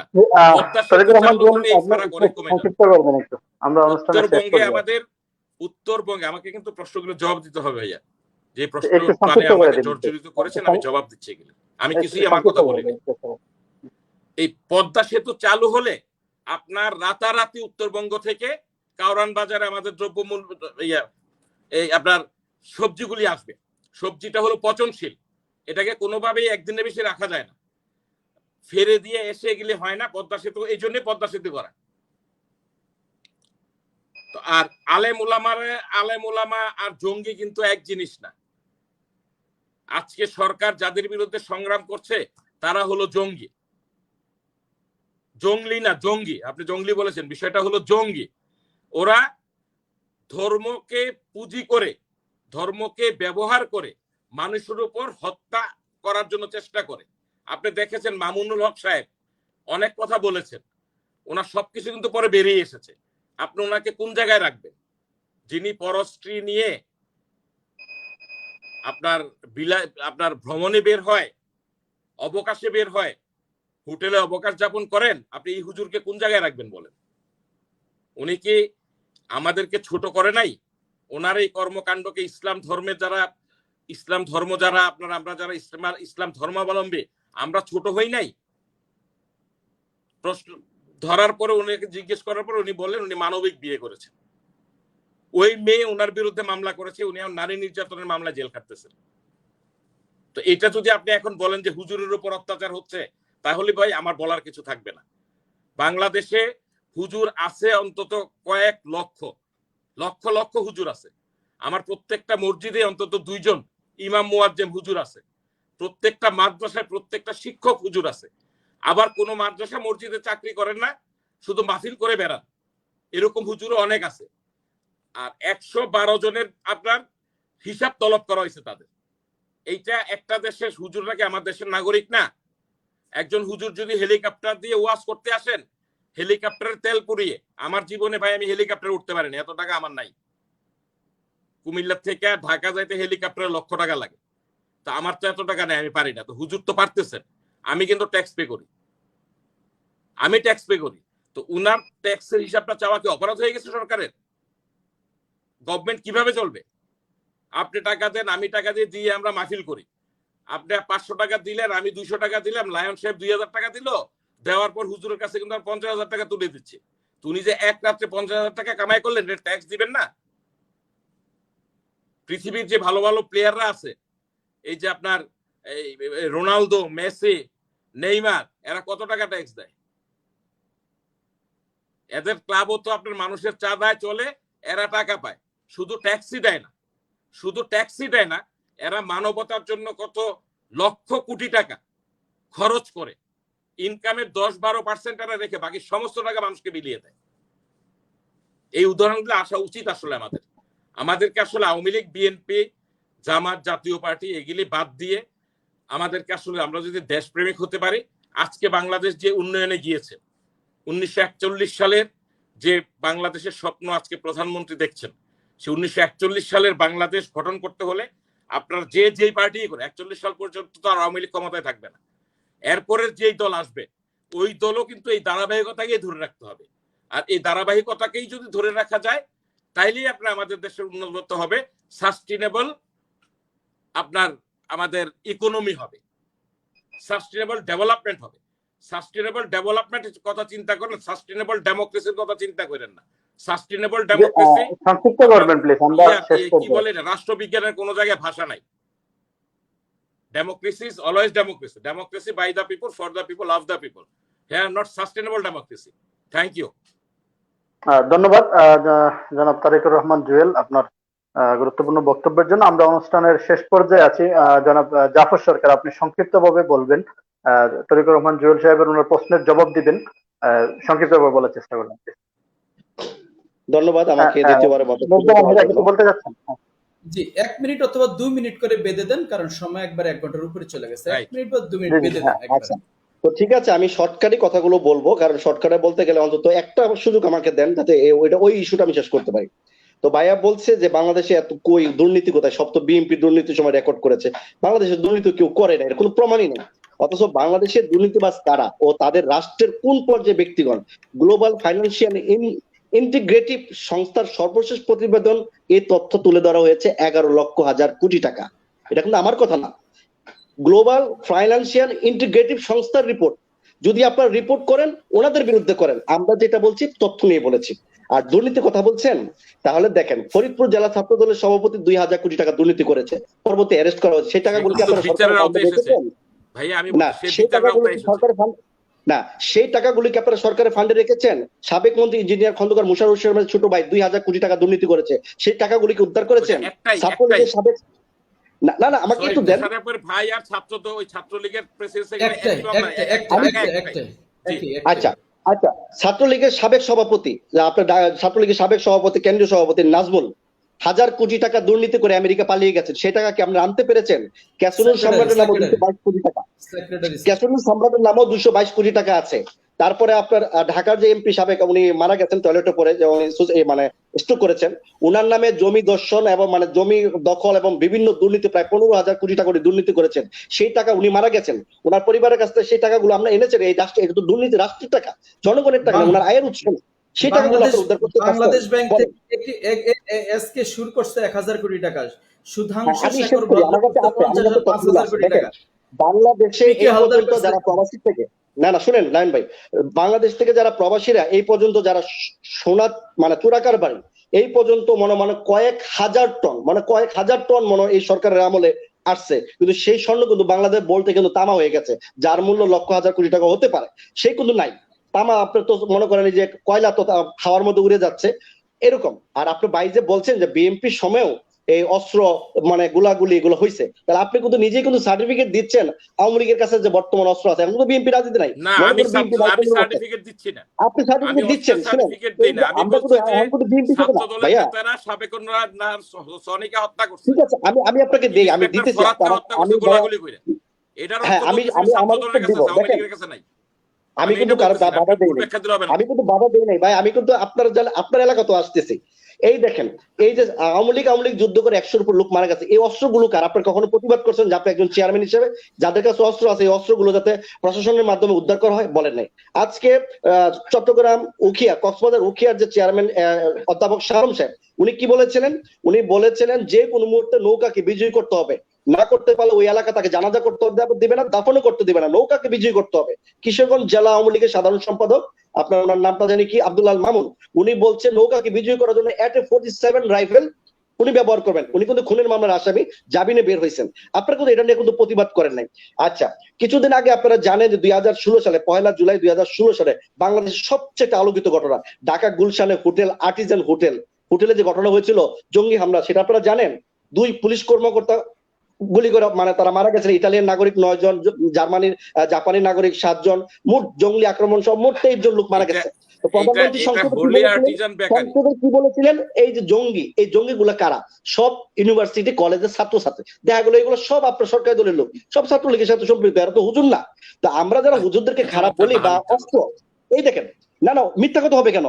প্রধানমন্ত্রী নিজে সংসদে বলেছেন, আমার কাছে ভিডিও আছে, উনি বলেছেন এগুলো জঙ্গি না। ছাত্রলীগ করতো, এটা কি বললেন আপনি? হ্যাঁ, না দাঁড়ান, আপনি একজন শিক্ষিত মানুষ, আমার কি কথা বললেন? শুনেন, ওরা সব আপনি জঙ্গি প্রমাণ দেন। হরকাতুল জিহাদের সদস্য, আপনি হ্যাঁ, বললেন না, ছাত্রলীগ করতো। ওরা আমাদের আলেমুল আমাদের কেউ না, আমাদের আলেমুল আমাদের কেউ না, আমাদের হুজুর কেউ না। জঙ্গি কি শুধু আলেম ওলামা হয় নাকি? জঙ্গি তো না, হিন্দুর মধ্যে আছে, হরকাতুল জিহাদ কি আরো হুজুর না? এরা কি আলেম জঙ্গি তো না? বৌদ্ধতেও আছে। হ্যাঁ, আচ্ছা, এই যে অস্ত্র যে বাংলাদেশে যে আসছে, আপনারা দেখেন কতগুলো কথাই কিন্তু আপনি বলেছেন। এই যে আপনাদের আওয়ামী লীগের সাবেক ঢাকার যে সাবেক মেয়র খোকন সাহেব বলেছিলেন যে বর্তমান যে ঢাকার যে মেয়র ব্যারিস্টার তাপস সাহেব 200 কোটি টাকা দুর্নীতি করেছেন। এটা কিন্তু আমাদের কথা না, আওয়ামী লীগের কথা। এই যে আপনি বলেন যে দুর্নীতি কিভাবে, ওই যে কি একটা বালিশ উড়াইতে, প্রতি বালিশ উড়াইতে লাগে 7,000 টাকা। এই যে আপনার দুর্নীতি, অলরেডি রায়ন ভাই বলেছে একটা ডিমের দাম 2,000, একটা পাউরুটির দাম 2,000। আপনারা সরকারি বিদেশে খিচুড়ি রাঁধতে শিখতে যান, 100 কোটি টাকা বাজেট করে বিদেশে কেমনে আলু চাষ করে 190 কোটি 100 কোটি টাকা খরচ করে আলু চাষ করে, কেন বাংলাদেশকে আলু চাষ করে না? বিদেশের লোক কি খিচুড়ি খায়? বিদেশের লোক কি খিচুড়ি খায়? ওইখানে যে আমাদের খিচুড়ি রান্না করতে হবে। এই যে আজকে আমেরিকা যে নিষেধাজ্ঞা করা হয়েছে বড় বড় কর্মকর্তাদের ব্যাপারে, বিভিন্ন ব্যক্তিদের ব্যাপারে, এগুলা কি আপনাদের একবার হেডেক আসে না? এটার প্রতিফলন আমাদের বাংলাদেশের জন্য কতটুকু যা পড়বে? তারা হাজার না লক্ষ হাজার কোটি টাকা তারা দেশে যদি পাচার না করতো, আমেরিকার কি টাকা লাগছে বাংলাদেশের ভিতরে নিষেধাজ্ঞা করার জন্য? আজকে আমি মনে করি এই যে বাংলাদেশের দুর্নীতিগুলো টাকাগুলো হয়েছে, এই টাকাগুলো নিয়ে আসেন আমাদের বাংলাদেশও সিঙ্গাপুর আমেরিকার চেয়ে কম হবে না। আমাদের বাংলাদেশ, আপনি কি বললেন ভাইয়া যে বাংলাদেশে আরব দেশে স্বর্ণের খনি আছে, গ্যাসের খনি আছে, তেলের খনি আছে, আমাদের বাংলাদেশে কিন্তু চুরের খনি আছে। যেটা বঙ্গবন্ধু শেখ মুজিবুর রহমান বলেছিলেন যে আমি পাই চুরের খনি, একটা কথা হচ্ছিল না? শেখ মুজিবুর নিজেই বলছে বাংলাদেশ চুর। হ্যাঁ, বাংলাদেশের চুরের খনি, বাঘের বাচ্চা ছিলেন এই কারণে বলেছেন। হ্যাঁ, বাংলাদেশের চুরের খনি আমার দলের লোকেরা, আমি লুটে পুটে, আমি সাহায্য করে মাইকে আনি, আমার দলের লোকেরা চুরি করে আপনার লুটে পুটে খায় ফেলে। আমার দল মানে আওয়ামী লীগের দলের কথা বলছি, উনি অন্য কোনো দলের কথা বলে নাই। আজকে যে আপনি যে বললেন এই যে করোনার মুহূর্তে যার কথা বললেন, করোনার মুহূর্তে সরকারের কি প্রতিদান ছিল? উনারা বুকে হাত দিয়ে বলতে পারবেন হাতে কোনা কয়টা লোক করোনার মধ্যে জনগণকে সাহায্য করেছিল? বিএনপির পরিবার থেকে 84 লক্ষ পরিবারকে করোনার মধ্যে সাহায্য দিয়েছে, আর্থিক সাহায্য দিয়েছে। আর আওয়ামী লীগ 78,000 কোটি টাকা আপনারা বাজেট দিয়েছেন, সরি ফর সে, আপনারা মাইন্ড করবেন না, 78,000 কোটি টাকা বাজেট করেছেন। সেই 78,000 কোটি টাকা আমি জানি না ভাই, আপনার ব্যাপারে আমি কিছু জানি না। বিভিন্ন ইউনিয়ন পরিষদ চেয়ারম্যানে 200, 300, 250 লোকের নাম 2,000, 2,500 টাকা করে নিয়েছে, 200-250 লিস্ট, তাদের ব্যক্তিগত লিস্ট দিয়ে তারা সে টাকাগুলো আত্মসাৎ করেছে। খাটের নিচে তেল রেখেছেন, পুকুরে চাউলের বস্তা পেয়েছেন, সেই টাকা, এই চাউলগুলো কার? এই 78,000 কোটি টাকার বাজেটের কোনো জিনিস? আপনারা বলছেন বাংলাদেশ সহিংসপূর্ণ গেছে, মানুষ না খেয়ে থাকে না। মানুষ যে না খেয়ে থাকে না আপনারা এখন বুঝতে পারেন। কৃষকদেরকে আপনারা সবজি ফ্রি দিচ্ছেন, এগ্রিকালচার মানে ফার্টিলাইজার ফ্রি দিচ্ছেন, এদিক দিয়ে আপনার কৃষকের ধান বিক্রি করে 700-800 টাকা দিয়ে, আর আপনাদের শ্রমিক বিল দিতে হয় 1200-1300 টাকা খরচ করে। তাদেরকে কোথায় তাদেরকে বাঁচালেন? কথায় আছে কৃষক বাঁচলে বাঁচবে দেশ, আর দেশ না বাঁচলে কৃষক যদি না বাঁচে দেশ আমরা কিভাবে বাঁচাবো? আজকে বাংলাদেশে শুধু আওয়ামী লীগের কাছে টাকা আছে আমি মনে করি। আপনি আজকে দেখেন, আজকে বাংলাদেশের সরকার ঘোলা পানিতে মাছ শিকার করতে যাচ্ছে।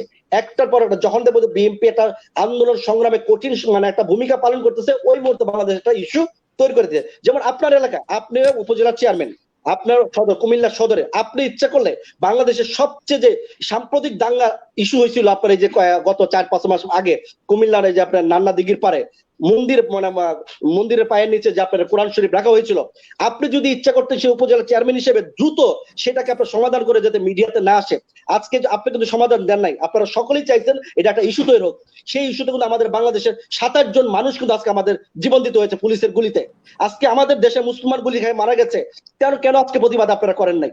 আজকে এগুলো সাম্প্রতিক দাঙ্গা কেন লাগাইছেন? আর ওই মুহূর্তে সাম্প্রতিক দাঙ্গাগুলো সমাধান না দিয়ে তথ্যমন্ত্রী আরো উল্টা সাম্প্রতিক দাঙ্গা আগুন লাগানোর জন্য উনি বলেছে ইসলামের মানে বিসমিল্লাহির রহমান থাকবে না, ইসলাম মানে ধর্ম রাষ্ট্রভাষা রাষ্ট্র ধর্ম ইসলাম থাকবে না, কই যে রেফারেট করা জেনারেল এরশাদ এবং জিয়া রহমান এগুলো সংবিধান করা হয়েছে, এগুলোর কোনো ব্যক্তি নাই যে বঙ্গবঙ্গুর সংবিধানে তারা এইসব জেনারেলরা মানে রাখার কোনো হাত দেওয়ার একটিকা নাই।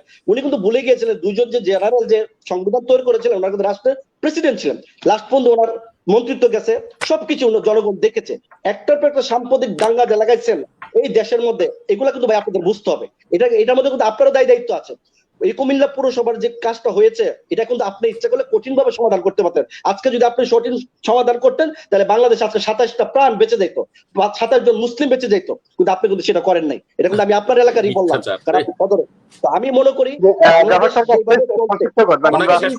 বাংলাদেশে আপনারা বিচার বিভাগকে স্বাধীন করে দেন, প্রত্যেকটা মানুষকে মৌলিক অধিকার গুলো বিচার বিভাগ স্বাধীন হয়েছে, আপনি জানেন না? 5টা মৌলিক অধিকার দেন, আপনারা 5টা মৌলিক অধিকার জনগণকে দেন, বিচার বিভাগ তখন আমরা দেখতে পাবো বাংলাদেশে কি উন্নয়ন হয়েছে। বিচার বিভাগ নির্বাহী বিভাগ থেকে পৃথক। হ্যাঁ ভাই, বিচার বিভাগ শুনে যার কথা হয় সেটাই বিচার বিভাগ হয় ভাই। আমি বলি ভাইয়া, বিচার বিভাগ তারই হয়, নাহলে সম্রাটের মতো ব্যক্তি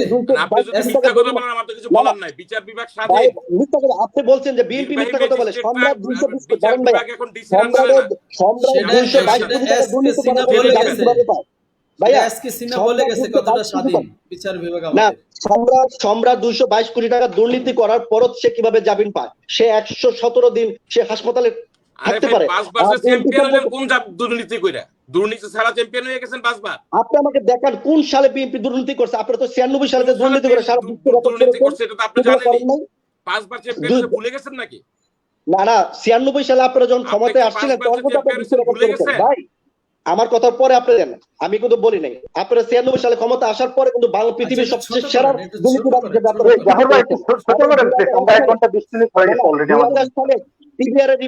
টিবিআর রিপোর্টে কিন্তু সমস্ত তথ্য পাওয়া গেছে। ঠিক আছে, তথ্য কিন্তু আপনারা পাওয়া গেছে। আপনারা, আমি মনে করি বাংলাদেশে যে পর্যায়ে চলছে, আপনারা মৌলিক অধিকার 5টা মৌলিক অধিকার আপনারা দেন জনগণকে, দেখেন বাংলাদেশ কি উন্নয়ন হয়ে গেছে। মৌলিক অধিকার কেড়ে নিয়ে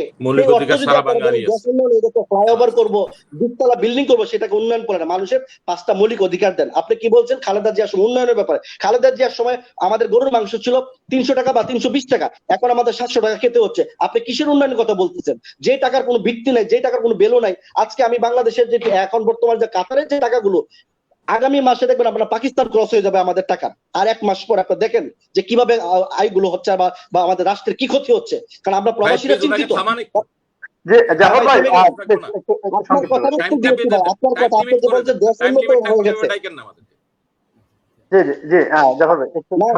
বললেন যে দেশ উন্নত হয়ে গেছে, উন্নয়নটা আমি বলে দিলাম যে খালেদা জিয়া কি ছিলেন বলবেন। বঙ্গবন্ধু 10 টাকা কেজি আছিল গরুর গোশত। হ্যাঁ, দেশের সব জিনিসের দাম বাড়তেছে, গরুর দাম বাড়বে না নাকি? না বঙ্গবন্ধুর সময় ঠিক ছিল না। পাকিস্তানের সময় কিন্তু 4 টাকা ছিল, আমার বাবা বলেছে। পাকিস্তানের সময় 3 টাকা 4 টাকা গরুর মাংস ছিল। তাহলে তাতে কি হয়েছে? বঙ্গবঙ্গু সালে 74 সালে 15 লক্ষ, বঙ্গবঙ্গু শেখ মুজিবুর রহমানের সামনে 74-এ দুর্ভিক্ষ 15 লক্ষ লোক মারা গিয়েছিল। দিন যাবে জিনিসপত্রের দাম বাড়বে। 1974 সালে দুর্ভিক্ষে 15 লক্ষ লোক মারা গিয়েছে। শেখ মুজিবুর রহমান সাহেবের আমলে দুর্ভিক্ষে কিন্তু 15 লক্ষ লোক মারা গেছে 1974 সালে, তখন কিন্তু আওয়ামী লীগ ক্ষমতায়। তাহলে কেন আপনাদের কৃতিত্বটা কোথায়? আপনাদের কৃতিত্বটা কোথায়? এখন যদি আপনারা ভালো কাজ করেন, ফেয়ার নির্বাচন দেন। আমরা তো বলতেছি আপনারা ফেয়ার নির্বাচন দেন, প্রবলেমটা কি ভাই? ফেয়ার নির্বাচন কোথায় ফেয়ার নির্বাচন? তাহলে আপনার জনগণ, এই তো বিএনপির কথা না, আপনারা হানা ভোটে আসেন, একটা অনলাইনে আসেন, দেখেন কত পার্সেন্ট আপনাদের পক্ষে বা আপনারা তো অনেক উন্নত করছেন। সব দেখতেছি না, না সব ভাইয়া দেখতেছি শুনেন, ভাই, আপনি সব যদি দেখতেছি, দেখেই আছি চেয়ারম্যানের নির্বাচন করেন হবে? আমি আমরা প্রধানমন্ত্রী বিদেশে বসে থাকার পর আমি রাজনীতি করি নির্বাচন না, দিব? দেশে বসে করি। দেশে আসেন, রাজনীতি করেন। ভাইয়া বিদেশে বসে আপনি এই বাংলাদেশ গুলি ফ্ল্যাগ আউড়াইয়েন লাগাই না। শুনেন, আপনি বাংলাদেশ তাহলে ফ্ল্যাগ লাগাই সেটা ভোট চাইবেন মানুষের আরে কাছে, ভাই, আর ওরে অন্য থামান না লোকের আপনি, পঁচিশে দৌড়ে ওরে ভোট থামাই চাইবে, ওকে দেন, এটা কেমন এরপরে ভোট? আমাকে দেন, না দিলে বন্ধ করে দেন। জি ওকে জাফর থামান না। সরকার না না, আপনি বাংলাদেশের সংক্ষিপ্ত ফ্ল্যাগ, করে, সে তো জাফর ক্যান্সেল সরকার, হয়ে গেছে। বাংলাদেশের ফ্ল্যাগ ব্যবহার করে জাফর নির্বাচন সরকার করবেন। প্লিজ, প্লিজ না না, সংক্ষিপ্ত আপনি করে, আমরা বাংলাদেশের 1 ফ্ল্যাগ ঘন্টা লাগিয়ে 20 নির্বাচন মিনিট হয়ে করবেন। গেছে। আমাদের না অনুষ্ঠান না, 1 ঘন্টার লিমিট না ছিল, না, আমরা 1 ঘন্টা 20 মিনিটে আপনি চলে কি আসছি। প্লিজ বাংলাদেশের আপনি ফ্ল্যাগ লাগিয়ে নির্বাচন করবেন, আর বাকি বাকি প্রার্থীরা কি পুলিশে বাড়ি খেয়ে এলাকা ছাড়বে? তারা কিসের নির্বাচন হলো? আপনি মন্ত্রী, আপনি আর ফ্ল্যাগ ওকে লাগিয়ে থামান নির্বাচন না ভাই, করতেছেন, কেন আপনাকে আপনি পুলিশ ডাকছেন পাহারা আমাকে? দিচ্ছে। সে তো ক্যাসেটের জি মতো জি বলতেছে। জি জি জি, হোয়াট ধন্যবাদ ইজ না না, ধন্যবাদ। দিস আপনি প্রবলেম, কথা আমি বলতে এটা পারেন না, বুঝলাম না না। না না, আপনি এবার কথা বলতে, মিউট আপনার করে কথা রাখেন, উত্তর আমাকে দিতে হবে তো। মিউট করে আপনার রাখেন, কথা অনুগ্রহ করে দিতে হবে। মিউট করে রাখেন। জি বিএনপির ধন্যবাদ সাথে ধন্যবাদ, আমাদের কম্পেয়ার করা যাবে না। জাফর সরকার প্লিজ, জাফর সরকার প্লিজ, আপনাকে ধন্যবাদ। আমরা অনুষ্ঠানের প্রায় শেষ পর্যায়ে চলে এসেছি। আমাদের 1 ঘন্টা অনুষ্ঠান প্রায় 1 ঘন্টা 20 মিনিট হয়ে গেছে। আমি সর্বশেষ আপনাদের 3 জন থেকে বক্তব্য নেব, তবে সব 3 জনই 1 মিনিটের ভিতরে বক্তব্য শেষ করবেন। 1 মিনিটের তিনজন বেশি না, হলে আপনি আমি আর দুইজনকে দেবেন, একজনকে দিয়ে দিচ্ছেন। হেরে দিচ্ছেন আপনি 1 মিনিট, সে বলছে 20 যে- মিনিট। যে আমি 1 মিনিট এরকম করে আপনার সময় জ্ঞানহীন লোকের সাথে টকশো করা যায় না। যে 1 মিনিট করে সবাইকে দেবো, 1 মিনিটের ভিতরে বক্তব্য শেষ ওকে, করবে। প্লিজ 1 আমি মিনিট 1 করার মিনিট সুযোগ করে, নাই হ্যাঁ, তো, আপনি আমাদের জি দুইজনকে দিবেন। ওনাকে তো জি জি, জাফর হ্যাঁ সাহেবকে দেওয়ার সুযোগ নাই। জি, নুরুজ্জামান উনি হীরা, তো আপনি ফ্রি টাইম বলে ফেলছে। আপনি বলবেন please। জি জি জি, ধন্যবাদ ওকে, ধন্যবাদ তরিকুর জি, রহমান জুয়েল সাহেব। জি, কোনো প্রশ্ন নুরুজ্জামান করার হীরা। দরকার নেই। ধন্যবাদ দুজনকে। আসলে আমরা আগেই বলছি যে একটু ছোট করে বললে উভয়ই বলার সুযোগ পায়, সবাই সুন্দর হয়। আসলে যাই হোক, ছোট্ট আগে দিয়ে বলা শেষ করা যায়। আমি দুটা কথা বলবো, দুটা কথা বলে একবারে শেষ করে দিচ্ছি। প্রথম কথাটা হচ্ছে আমার আবারও কথা বলি, ইসি আনিসুর রহমানের কথাটা আবারও সূত্র ধরে বলি। ইসি আনিসুর রহমান বলেছেন দিনের ভোট দিনই হবে, রাতে হওয়ার আর রাতে ভোট হবে না, দিনই হবে। এতে প্রমাণ হয় আগে রাতে ভোট হতো। একেবারে স্পষ্ট, এই কথাতে আর দ্বিমত করার কোনো সুযোগ নেই। করলে এটা হচ্ছে আসলে যার ব্যক্তিগত ব্যাপার।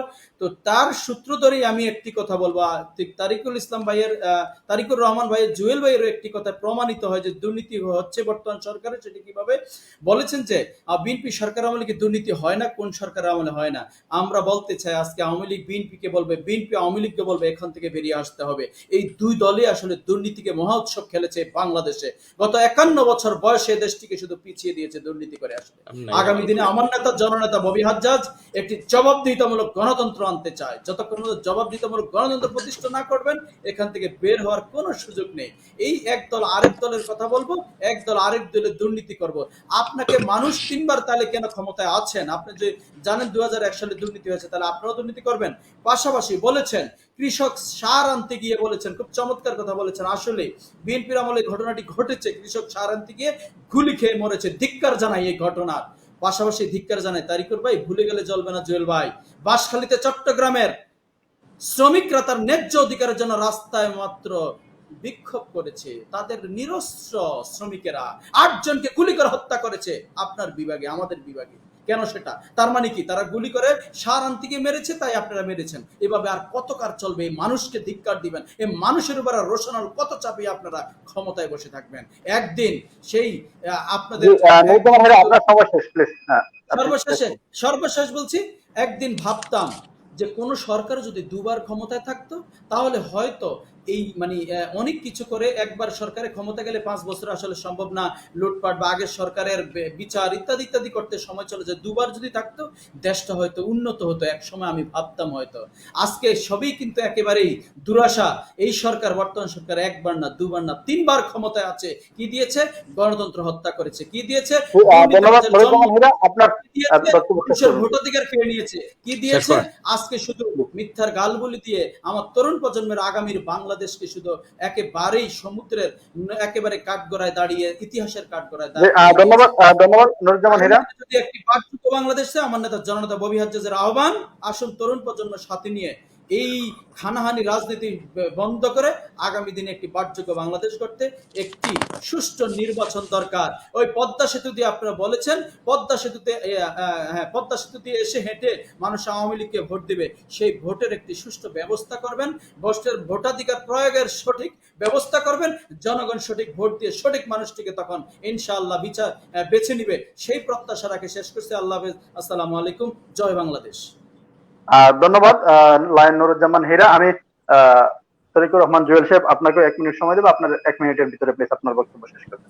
আমি একজন মিথ্যাবাদীর বিরুদ্ধে কথা বলতেছি। মিস্টার জাফর সাহেব, আপনি বলেছেন যে কুমিল্লায় সাম্প্রদায়িক আমরা দাঙ্গা লাগাইছি ব্যক্তিগত আমরা। আক্রমণে না যেতে, ব্যক্তিগত আক্রমণে না জি, যেতে।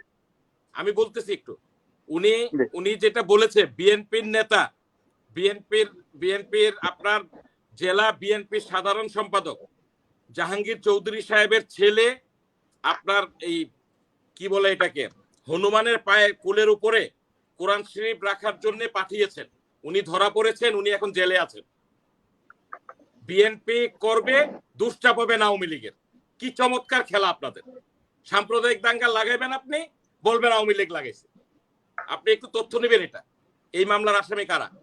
এখন যিনি মেয়র, এই সদ্য বিদায়ী মেয়র জনাব মনিরুল হক সাক্কু সাহেব, ওনার আপনার সে ছিল পিএস, যে হরিণের কোলের উপর আপনার কোরআন শরীফ রাখার জন্য টাকা দিয়েছে।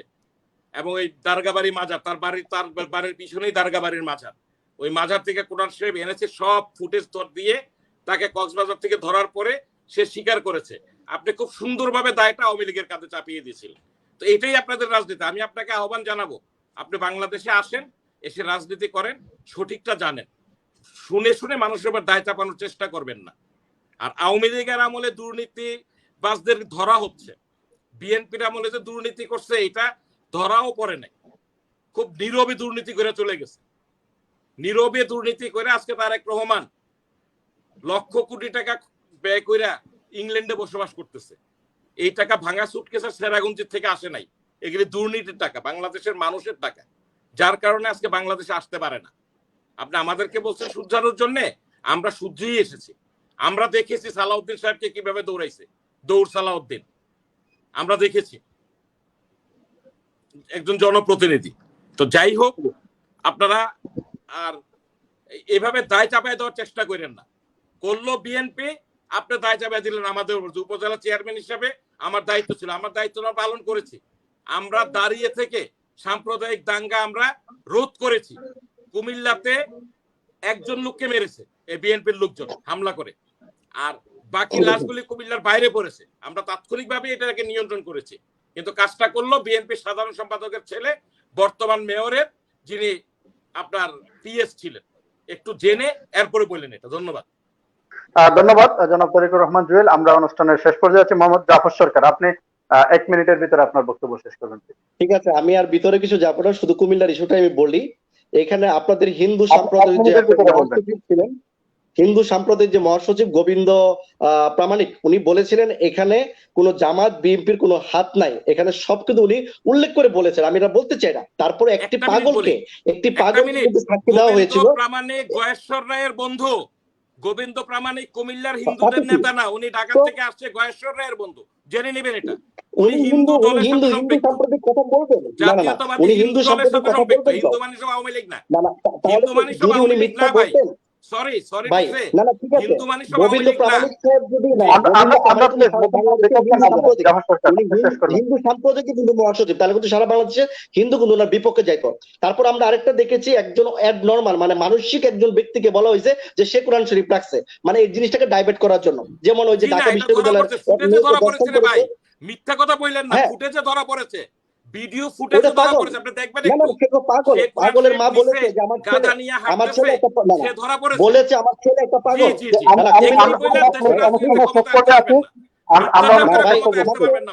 না না, আমাকে নিখুঁতভাবে একটু কথা বলতে দেন, তারপর আপনি বলেন। সাক্কু সাহেবের পিএস আপনি বলতেছেন বিএনপি স্বীকারোক্তি বলেছে, না না, কি চমৎকার আপনাদের, আমি সারা জীবন মিথ্যার উপরে রাজনীতি করলেন। সরি, ধন্যবাদ। ভাই মিথ্যা কথা, আপনারা তো না না, আপনারা তো দামাচাপা দিচ্ছেন। আপনারা যে সত্যটা মিথ্যা করছেন। আমরা নতুন কোনো আমাদের অনুষ্ঠানটা হয়ে গেছে। আমি অনুষ্ঠানটি শেষ করতে যাচ্ছি। সে তো গয়েশ্বরের বন্ধু। আনামুল ভাই, এখানে আমার কথাটা যদি আমাদের কথা বলতে দেয় নাই, আমার টাইমটা কিন্তু দিতে হবে। একটা মানসিক ছেলে বলছে কোরআন শরীফ সে রেখেছে, একটা মানসিক ছেলে বলছে কোরআন শরীফ সে রেখেছে এবং তার মা সাক্ষী দিয়েছে। তারপরে বিএনপি কে টার্গেট করে তাকে অ্যারেস্ট করে নেশা করে তাকে টাকা দিয়ে করিয়েছে। বিএনপির নেতা জাহাঙ্গীর সাহেবের ছেলে টাকা দিয়ে করিয়েছে। তার বাড়ির সামনে ছিল, না না, বর্তমানে আওয়ামী লীগের ছেলে হচ্ছে তো, না না, বর্তমানে আওয়ামী লীগের ছেলে না হচ্ছে। প্লিজ ভাইয়া, জেনে সত্যি যে কথা আমরা বলেন। আমরা অনুষ্ঠানে শেষ করতে যাচ্ছি। ধন্যবাদ জাফর সরকার এবং তরিকুর রহমান জিয়াকে, আমরা অনুষ্ঠানটা শেষ করতে যাচ্ছি। সে অ্যারেস্ট হইছে, আপনি সে একটা দলের জেলখানায় অন্তর্ভুক্ত, আছে, আমি একটা দলের তার অন্তর্ভুক্ত, আমাকে কথা স্বীকারোক্তি বলতে আছে। দিতে হবে। জি জি। আমার কথা হচ্ছে ঢাকা বিশ্ববিদ্যালয়ে এক মেয়েকে যখন দর্শন করা হয়েছিল ঢাকা ক্যান্টনমেন্টে, আর তখন নজরুল নামের সাংবাদিক নার্স সনিরে তো পাগলকে হত্যা ধরাই দিচ্ছে। করলেন আপনারা বুয়েটে। ঢাকা বিশ্ববিদ্যালয়ের ছাত্র দর্শন আপনি পাইতেছেন। ছাত্র দলের সোনার আপনারা তো ছেলেদেরকে আমরা মজনুর চিনি মতো তো। একটা পাগলকে ধরাই দিলেন না, কবি মজনুর গ্রুপ মতো ইলিয়াস পাগলকে গ্রুপের দর্শন কাহিনী করে মানুষ জানে। অরিজিনাল যারা অপরাধী তাদেরকে ঢাকার আপনারা মানুষ বাঁচাচ্ছেন, ঘুমাইতে পারে না এদের অরিজিনাল হচ্ছে অপরাধীদেরকে জঞ্জানের বাঁচাচ্ছেন। সগীর ভাইয়া, গ্রুপ আপনি একটা কথা বলছেন, জগন্নাথ আমি কলেজে একজন এমন পুলিশ যে আমরা ইন্সপেক্টর আমরা মেরে আমাদের ফেলছে। সময় শেষ হয়ে গেছে। ধন্যবাদ শেষ করে আপনাদের বলেন। দুজনকে ধন্যবাদ জানাচ্ছি। জি, জি। মানে আপনি গরিকাটা 30 সেকেন্ড ধরেন, আমি 30 সেকেন্ড জি, শেষ করতে চাই। ধন্যবাদ। গরিকাটা 30 সেকেন্ড ধরেন, 30 সেকেন্ড মধ্যে আমি বক্তব্য শেষ করছি, আপনি আমার মাইক অফ করে দেন। আমি শুধু বলবো যে আওয়ামী লীগ বিএনপির রাজনীতিটা আজকে যদি শহীদ প্রেসিডেন্ট জিয়াউর রহমান যদি জিয়াউর রহমান যদি সমস্ত রাজনৈতিক দলকে রাজনীতি করার সুযোগ না দিতেন, তাহলে আজকে আওয়ামী লীগের প্রতিষ্ঠা হতো না। আপনারা যে বড় বড় আলাপ করেন, 1988 সালে চট্টগ্রাম লালদিঘির পার, ভাইয়া শুনেন, চট্টগ্রাম লালদিঘির পার 24শে জানুয়ারি 1988 সাল লালদিঘির পারে যখন আওয়ামী লীগের সমাবেশে এরশাদের বিরুদ্ধে যখন কথা হইতো, তখন 24 জন লোক আওয়ামী লীগের নেতাকর্মী গুলি করে হত্যা করা হয়েছিল। এরপরে সপ্তাহ যখন আওয়ামী লীগ সমাবেশ করে, তখন কিন্তু বর্তমান প্রধানমন্ত্রী সেই সমাবেশে আসে নাই। সেই সমাবেশে নেতৃত্ব দিয়েছিলেন এরশাদের বিরুদ্ধে, স্বৈরাচার এরশাদের বিরুদ্ধে বেগম খালেদা জিয়া, সেদিন কিন্তু উপস্থিত ছিলেন। এখন কিন্তু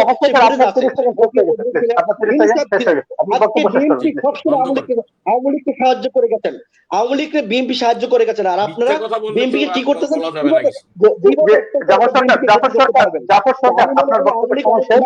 আওয়ামী লীগ অনেক উন্নত হয়ে গেছে। আপনাদের কাছে আমাদের অনুরোধ, আপনারা বাংলাদেশ ফ্ল্যাগ লাগিয়ে নির্বাচনে আসবেন না। একটা সাধারণ নাগরিক হিসাবে, একটা ভোটার হিসাবে আপনারা জনগণের কাছে ভোট হিসেবে জানেন, এটাই আমরা চাই। নিরপেক্ষ নির্বাচন দেন। বাংলাদেশ ফ্ল্যাগ লাগিয়ে আমি মন্ত্রী থেকে নির্বাচন করবো, এই জিনিসটা আপনারা বয়কট করুন, আর কিছু চাই না। এই বলে আমি আমার সর্বশেষ আমরা যখন তত্ত্বাবধায়ক সরকারের জন্য আন্দোলন করছি, আপনার নেত্রী বেগম খালেদা জিয়া বলছে বাংলাদেশে কোনো নিরপেক্ষ লোক নাই, নিরপেক্ষ হলো পাগল আর শিশু। তত্ত্বাবধায়ক সরকার আনতে শত শত মানুষকে রক্ত দিতে হয়েছে। তখন তত্ত্বাবধায়ক সরকার চিনলেন না কেন? এখন চিনতেছেন? তখন তো আপনারা ক্ষমতায় যাইয়া 15ই ফেব্রুয়ারিতে একটা অধিবেশনের জন্য ক্ষমতায় যাইয়া হাজার লক্ষ কোটি টাকা বাংলাদেশের ব্যয় নষ্ট করছিলেন। এটা ভুলে গেছেন?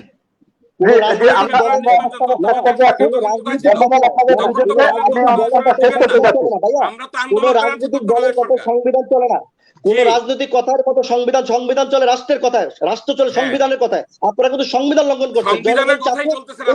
জনগণকে সম্মান দিবেন, আপনাদের কথা মতো চলতেছে। সংবিধান দেখেন, বুঝেন, চাইলেন। আর দয়া করে আমি জাফর সাহেব বলতেছি, একটু ইতিহাস বিকৃতি আর মিথ্যা কথা বললেন না, সত্য কথা বলেন।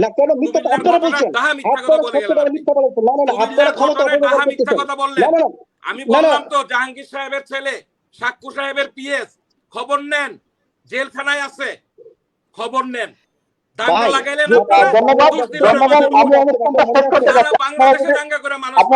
আপনাদের বক্তব্যটি শেষ করবেন। আমি যুব সমাজকে আপনারা ধ্বংস করে দিচ্ছেন। পাপ হবে। আরে পবিত্র থাকেন। আজকে বাংলাদেশ থেকে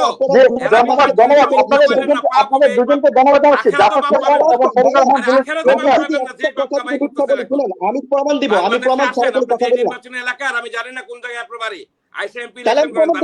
তাহলে ঠিক আছে, আপনি শুনলেন, শুনেন ভাই, আপনার হাতে ক্ষমতা আছে। না না, শুনেন লাল কার্ড দেখাইছে, রেড কার্ড দেখাইছে বাঙালিরা আপনাদেরকে। আমি অনুষ্ঠানটা শেষ করতে চাচ্ছি। রেড কার্ড আপনি আসেন, আপনি নির্বাচন করেন। ভাইয়া আমার এলাকার সবাই কিন্তু সদস্য হন বা এমপি রাজনীতি করেন, বিদেশে থেকে মিথ্যা কথা বলবেন। আমি অনুষ্ঠানটা শেষ করে দিচ্ছি।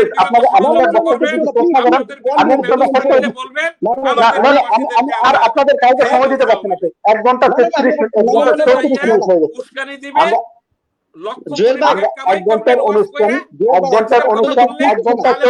হয়ে গেছে। আমি আপনাদের দুজনের মাইকে বন্ধ করে দেবো।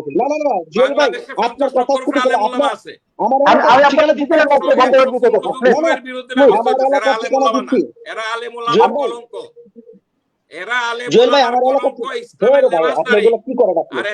আমার এলাকার ঠিকানা দিচ্ছি আপনাকে। শুনেন, আমার এলাকা থেকে কওমি মাদ্রাসার আমি ছেলেদেরকে আমি শিক্ষিতই দেয় নাই। আপনাদের বক্তব্য শেষ করবেন নাকি আমি আপনাদের মাইকটা বন্ধ করে দেব? কওমি মাদ্রাসা স্বীকার করেন না কেন? আলেম ওলামার আমি পক্ষে একটা কেন স্বীকার করেন না কেন? এটা হলে আসলে হচ্ছে না। প্লিজ আমি অনুষ্ঠান শেষ করে দিচ্ছি। আমি অনুষ্ঠান শেষ করে দিচ্ছি। Please no no no no no আমরা এক ঘন্টার অনুষ্ঠান 1 ঘন্টা 35 মিনিট হয়ে গেছে। আমরা না না না সব ভাই, হচ্ছে বক্তব্য বাঙালি জাতি। অনুষ্ঠান উনি কিন্তু মিথ্যা উনি বলে বক্তব্য রাজনীতি করতেছে। করবেন। ভাঙা যে চোরা আমি আপনাদের দুজনের মাইকটা বন্ধ করে দিচ্ছি। সততা দেখাবেন না, না, না, আর মাইক হাজার শুনুন, কোটি টাকা শুনুন। খরচ করে লন্ডন শহরে ভাই, চলবেন তারিকুল ভাই, পরিবার নিয়ে। বাংলার জুয়েল মানুষ ভাই, এক জানতে মিনিট, চায় এটার জুয়েল ভাই, উৎস কোথায়। জুয়েল ভাই, প্লিজ তারেক প্লিজ আমি অনুরোধ রহমানের এই জানাচ্ছি, চুরির আমার টাকার বাড়ির উৎস ঠিকানা কোথায় আমি জানতে দিচ্ছি ভাই। চায় বাংলার মানুষ। আমি আমি আমার বাড়ির আপনাদের ঠিকানা দুজনের কাছে আমি অনুরোধ আপনাদের করতেছি উপজেলা চেয়ারম্যান, জাফর সরকার প্লিজ আপনার বক্তব্য শেষ করবেন প্লিজ আমি অনুষ্ঠান শেষ করতে চাচ্ছি। না না আর কোনো কিছু বলার সুযোগ আর কোনো কিছু বলার সুযোগ নেই, কারণ আমাদের 1 ঘন্টার অনুষ্ঠান 1 ঘন্টা 35 মিনিট হয়ে গেছে। আর এত লম্বা অপেক্ষা হয় না। চ্যালেঞ্জে আসছি, আমি 1 মিনিটের চ্যালেঞ্জে আসলাম যে আমার বাড়ি হচ্ছে ব্রাহ্মণবাড়ি আখাউড়া উপজেলা। আপনি ওইখানে একটা ফোন দেন উপজেলা চেয়ারম্যানের কাছে। বাংলাদেশ যুব সমাজটাকে কারা ধ্বংস করতেছে আমি প্রমাণ দিচ্ছি। আপনারা ওই যুব সমাজকে জিয়াউর রহমান ধ্বংস করে গেছে রে ভাই। প্রমোদদের মধ্যে ওই ইয়াবা দিয়ে বাংলাদেশের যুব সমাজ শেষ করে দিয়ে গেছে। আপনি এখন নিয়ে আসেন যুব সমাজের কথা আপনারা বলতে। করতেছেন, আপনি কি ভুলে গেছেন নাকি সমাজকে কিভাবে দেখেন? কারা করছে? আরে ভাই সব তো শুনেন ছাত্র শুনেন শুনেন, ওটা তো ছেলেরা সন্ত্রাস। করছে। সন্ত্রাস বেগম না, খালেদা জিয়া সন্ত্রাস এক করছে। জিনিস আর যুব মেজর সমাজ জিয়া ধ্বংস সোনার জিনিস। ছেলেরা করছে। ভাইয়া, আপনি সন্ত্রাস আমাকে কি এক বলবেন জিনিস ভাই? আর যুব সমাজ কি রাষ্ট্র ধ্বংস বলবেন? করার আমি তো জিনিস। ছাত্র রাজনীতি করে সন্ত্রাস কিন্তু রাষ্ট্র আমি একটা দেখেছি। সন্ত্রাস, একটা সন্ত্রাস কিন্তু রাষ্ট্র আপনি আসেন রাষ্ট্র আখাউড়ায় ধ্বংস এসে করতে পারে না। আনিসুল হকের সাথে ইলেকশন করেন না। আপনি আনিসুল হকের বিরুদ্ধে আমি ইলেকশন তো করেন, ইলেকশনের কথা পাস বলি করেন। উনি ভাই, আমি তো ইলেকশনের কথা বলতেছি না, আমি বলছি যে আওয়ামী লীগের ধন্যবাদ ধন্যবাদ আমার এলাকায় আওয়ামী লীগ করে নাই, বিএনপি আমার করছে। এলাকায় 18 উপজেলা জিয়াউর রহমান সন্ত্রাসের আমার জনক। এলাকায় জিয়াউর রহমান আমার সন্ত্রাসের জনক। গোলাম ফারুক ঠিক কবির আছে, ছাত্র দলের নেতা এটা জনগণ দেখবে বলছে যে ভাই। সন্ত্রাস শেখ যদি কোনো মুজিবুর শিল্প রহমানের হয় আদর্শ, সেই শিল্পের শেখ প্রতিষ্ঠাতা মুজিবুর গোলাম রহমানের ফারুক আদর্শ, কবির। এটা জিয়া আমরা রহমানের বলি নাই। আদর্শ, বেগম খালেদা জিয়ার পত্রিকাতে আদর্শ, আসছে। শেখ হাসিনার আদর্শ ডাক্তার জনগণ মিলনকে নির্বাচন করবে। হত্যা করছে। নূর হোসেনকে জনগণ হত্যা নির্বাচন করছে। করবে, জনগণ কি দেখবে এই কত ছাত্র দলের হত্যা পরে নেতা? জনপ্রিয়তা কার। যদি জিয়া এরপরে রহমান হত্যা তিন্নিকে করে হত্যা থাকে করছে, পরে জনপ্রিয়তা জাতীয় কার। পার্টিতে গেছে। কারে এনামুল শোনা ভাই, নাকি আমার ভাই? কিন্তু সেই 30 কাকে সেকেন্ড শোনা সময়টা নাকি? দিলেন না, উনি কিন্তু বলতেই না পারতেছেন। না আমি আমি কিন্তু আপনাকে কিছু সময় দিতে গিয়ে আমাদের প্রায় 10 মিনিট লেট হয়ে গেছে। আওয়ামী লীগ অনুষ্ঠানটা দেখেন, চাচ্ছিলাম আওয়ামী শেষ লীগ করার তাদের জন্য, নিজের স্বার্থের জন্য কি করলো? যে জাফর সরকার প্লিজ কি থামবে আপনি উনি বক্তব্য গেছেন। শেষ করুন প্লিজ। আমরা আমাদের আমি একটু বলে নেই, এই 30 সেকেন্ডের মধ্যে আমরা আমাদের অনুষ্ঠান মূলত 1 ঘন্টার ভিতরে শেষ করতে চাচ্ছিলাম, কিন্তু সেই জায়গায় 1 ঘন্টা 36 মিনিট হয়ে গেছে আমাদের। আমরা আর আপনাদের কাউকে সময় দিতে পারছি না, আমরা আন্তরিকভাবে দুঃখিত। আমরা অনুষ্ঠানটা এখানে শেষ করতে যাচ্ছি। সুপ্রিয় দর্শক, যারা আমাদের দুর্নীতি মুক্ত করতে, ইয়াবা ব্যবসা, মাদক ব্যবসা বন্ধ করতে বলেন। আমি জাফর প্রমাণ দিচ্ছিলাম। আপনাকে ধন্যবাদ। আপনাকে Please, ধন্যবাদ। please. গাজার ব্যবসা, মদের ব্যবসা, ইয়াজার ব্যবসা সবই বিএনপি করে, এখনো করে, এখন আওয়ামী লীগ করে, এখনো করতেছে। আপনার এই যে মিথ্যা কথা আপনার বললেন এমপি এখন, বদি, না না, আব্দুর রহমান বদি থেকে শুরু করে কোরআন শরীফ রাখবো, ছাত্র রাজপথের দলের নেতারা পর্যন্ত বিএনপি আপনারা সাধারণ মাদক সম্পাদকের ব্যবসার সাথে ফুলায় জড়িত। দোষ দিয়ে এলেন আমরা উপরে। কি চমৎকার! না না, ধন্যবাদ আপনাদের দুজনকে ধন্যবাদ জানাচ্ছি। আপনাদের দুজনকে ধন্যবাদ জানিয়ে আমরা অনুষ্ঠানটা শেষ করতে পারছি। প্লিজ আপনি বন্ধ করে দেন না। আওয়ামী লীগের সভাপতি, আপনি আওয়ামী বন্ধ লীগের করে ওয়ার্ড দেন। উনি সভাপতি মিথ্যাচার করলে আমি জাফর বন্ধ করব। সরকার উনি জি, একজন please, দেশে থাকে না, না থেকে না, না, মিথ্যাচার উনি করছে। মসজিদ উনি কমিটির দেশের চেয়ারম্যান। রাজনীতি করুক না। আমি অনুষ্ঠান শেষ করতে রাজনীতি করছে, যাচ্ছি। বিএনপির সময় জেল কাটছে। আমি আখড়া 8 বিএনপির সময় নম্বর জেল ওয়ার্ডে, কাটছে, আপনি পালিয়ে আসেন কেন? আসেন, রাজনীতি করেন, আখড়া 8 প্রোগ্রাম করেন। নম্বর আমরা তো ওয়ার্ডে জেল আওয়ামী জুলুম খাই লীগের রাজনীতি সভাপতি, করছি। আখড়া আওয়ামী লীগের বিএনপির সভাপতি আমলে 18,000 আমি আড়াই বছর জেল ধরা কাটছি, পড়েছে। মিস্টার জাফর। আওয়ামী আমি লীগের 2.5 বছর সভাপতি জেল কাটছি। আমি ভিক্টোরিয়া কলেজ শুনেন ছাত্র ভাইয়া, সংসদের সাহিত্য সম্পাদক ছিলাম। আমি লাস্ট বারের মতো আপনাদের কাছে জানতে চাচ্ছি, প্লিজ আমি আপনাদের মাইকটা বন্ধ করে, আমি চাচ্ছি না আপনাদের মাইকটি বন্ধ করে আমি অনুষ্ঠানটা শেষ করি। প্লিজ আওয়ামী লীগ যে দুর্নীতিবাজ, না না, আওয়ামী লীগ যে দুর্নীতিবাজ, দেশ ধ্বংস করতে জনগণ স্বীকার করতে চায় না। না না, আওয়ামী লীগ যে দুর্নীতিবাজ, আপনাদের দুজনকে আমি আপনাদের মাইকটা বন্ধ করতে চাচ্ছি না। আমি চাচ্ছি না আপনাদের মাইকটা বন্ধ করে আমি অনুষ্ঠানটা শেষ করি। আপনি আপনাদের কাউকে সুযোগ দিতে পারতেছি না। সুপ্রিয় দর্শক, যারা অনুষ্ঠানটি দেখতেছিলেন, আপনাদের প্রতি অনুরোধ থাকবে আমাদের আগামী অনুষ্ঠান দেখার জন্য আমাদের পেজটিতে লাইক দিয়ে রাখবেন এবং আমাদের ইউটিউব চ্যানেলটি সাবস্ক্রাইব করে রাখবেন। সকলে ভালো থাকবেন, সুস্থ থাকবেন। আল্লাহ হাফেজ। ধন্যবাদ সবাইকে, ধন্যবাদ।